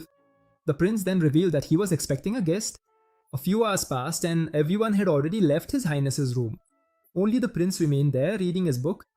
He heard a noise coming from the window. Closing his book, the prince said that the person had arrived earlier than expected. Then the visitor said that they were very moved by the contents of the letter. The letter said that if the recipient did not want their actions to be revealed to Nylan Shah, they should meet with him. It was Blue Ladybird who had arrived. She asked him why he was threatening her. The prince, taking a paper out from his book, said that he had proved that Hale was exchanging relics and selling information. He added, "And once you give me this evidence, I'll keep your secret." The woman simply remained silent, looking at him. He asked her if that was her answer, and she replied yes. He said that he hated complicated relationships. Then he threw several magical projectiles at her. The prince was astonished to see magical orbs coming towards him. While he was creating a magical barrier to protect himself, he thought that in the past the woman used to wield a sword. All the projectiles were repelled and hit the walls, making a noise. The knights who were outside became restless because there was an intruder in the prince's room. Kalyan closed the door and told them not to come in. He asked the woman if she had really come with the intention of killing him and if there was anything else. The woman moved towards him and told him that she had nothing else. She drew her sword and lunged at the prince, who blocked the attack. He knew that the ordinary iron sword he possessed would be no match for her aura, and he needed to finish the battle quickly without using aura. The prince then managed to land a blow on the woman, but she quickly retreated with her sword to defend herself until the prince managed to disarm her. But when he least expected it, she still had one more magic orb to attack him with. She threw the orb at him. It was too fast to block without aura. So he imbued his sword with aura and managed to cut the magic orb in half, but because of this, his sword could not withstand it and broke. The woman, seeing that he had managed to cut the magic orb in half, asked him if he was a master swordsman. Both of them remained silent and the prince wondered what he should do. Then the prince called her by a real name, Ayla. This visibly astonished her. Just as she was about to ask him how he knew her name, the prince firmly held her face. When Ayla questioned his actions, the prince opened his mouth. Looking inside, he stated that the poison which should have been there was not present. Kalyan then demanded that she reveal what she knew. Ayla asked him if he would let her go if she spoke. "I've heard that people with secrets are determined, but I don't think that's the case with you," said Kalyan. In his thoughts, the prince wondered whether she had always been like this or if she had become this way. Ayla in turn insisted that it would be better to let her go. Ayla went on to point out that a master swordsman was carrying a sword of lower quality than the guards, just to hide his true skills. "If you don't want to be found out, send me away. Otherwise, I'll reveal to the knights outside what I just witnessed," Ayla threatened. In another timeline, Blue Ladybird was loyal to Secretion, a master swordsman devoted to his sword. "That wasn't you," thought the prince. Then, grabbing her by the shirt, the prince declared, "If you ever ask me not to die, then you shouldn't have died in front of me." Ayla was stunned by the prince's words, and a silence fell between the two of them. He let go of her clothes and told her not to expect anything in return. "It's not a secret valuable enough to be worth your life." He ordered her to present evidence and then he would not interrogate her. The prince added that the interrogation would be carried out by the white eagle that frightened Myla. A little further away, a man cursed loudly. It was Count Hale who was wondering where Malcolm had gone since he still hadn't seen him. Malcolm had asked what had happened and about the contents of a letter. The letter stated that the Count would need someone to represent him. I explained to Queen Thelesay exactly what you have been selling so far, so rest assured there is nothing to worry about. The letter had been written by Elan Manasin. The Count wondered if the wizard knew about the sacred relics. Hell concluded that if the wizard sent the letter, he probably already knew. And who does the wizard think he is to threaten me? He grumbled. It's irritating to have to bow before that blasted commoner prince. He must be thinking that I would come to him trembling. But he shouldn't have underestimated me. He thinks I haven't made any preparations beforehand, said Count Hale. Then he entered a room full of treasures. Looking at the wealth, he thought he could have gathered even more. Walking towards a safe, he muttered whatever because he possessed something much more valuable. He opened a small box that was filled with relics. He claimed that with so many relics, he could obtain a great fortune. While he was talking about his plans, Hertz began to emerge behind him. Just as the Count was about to close the small box, it disappeared from his hand. He looked back, saw the small box in Hertz's hand, and was startled. He asked if that was invisibility magic. Hertz nodded his head and revealed himself as Prince Callian's magician. He said that he was very grateful because the Count had found the evidence with his own hands, and added ironically that the Count need not worry as he himself would take care to inform that damned cunning magician and that damned commoner prince. Then the magician took the sacred relics to Kalyan. Hertz informed him that he had also taken all the documents containing leaked information from Karis and about Hale's relic trade. The prince, with a smile on his face, thanked the magician, saying that thanks to him, the disaster was almost complete.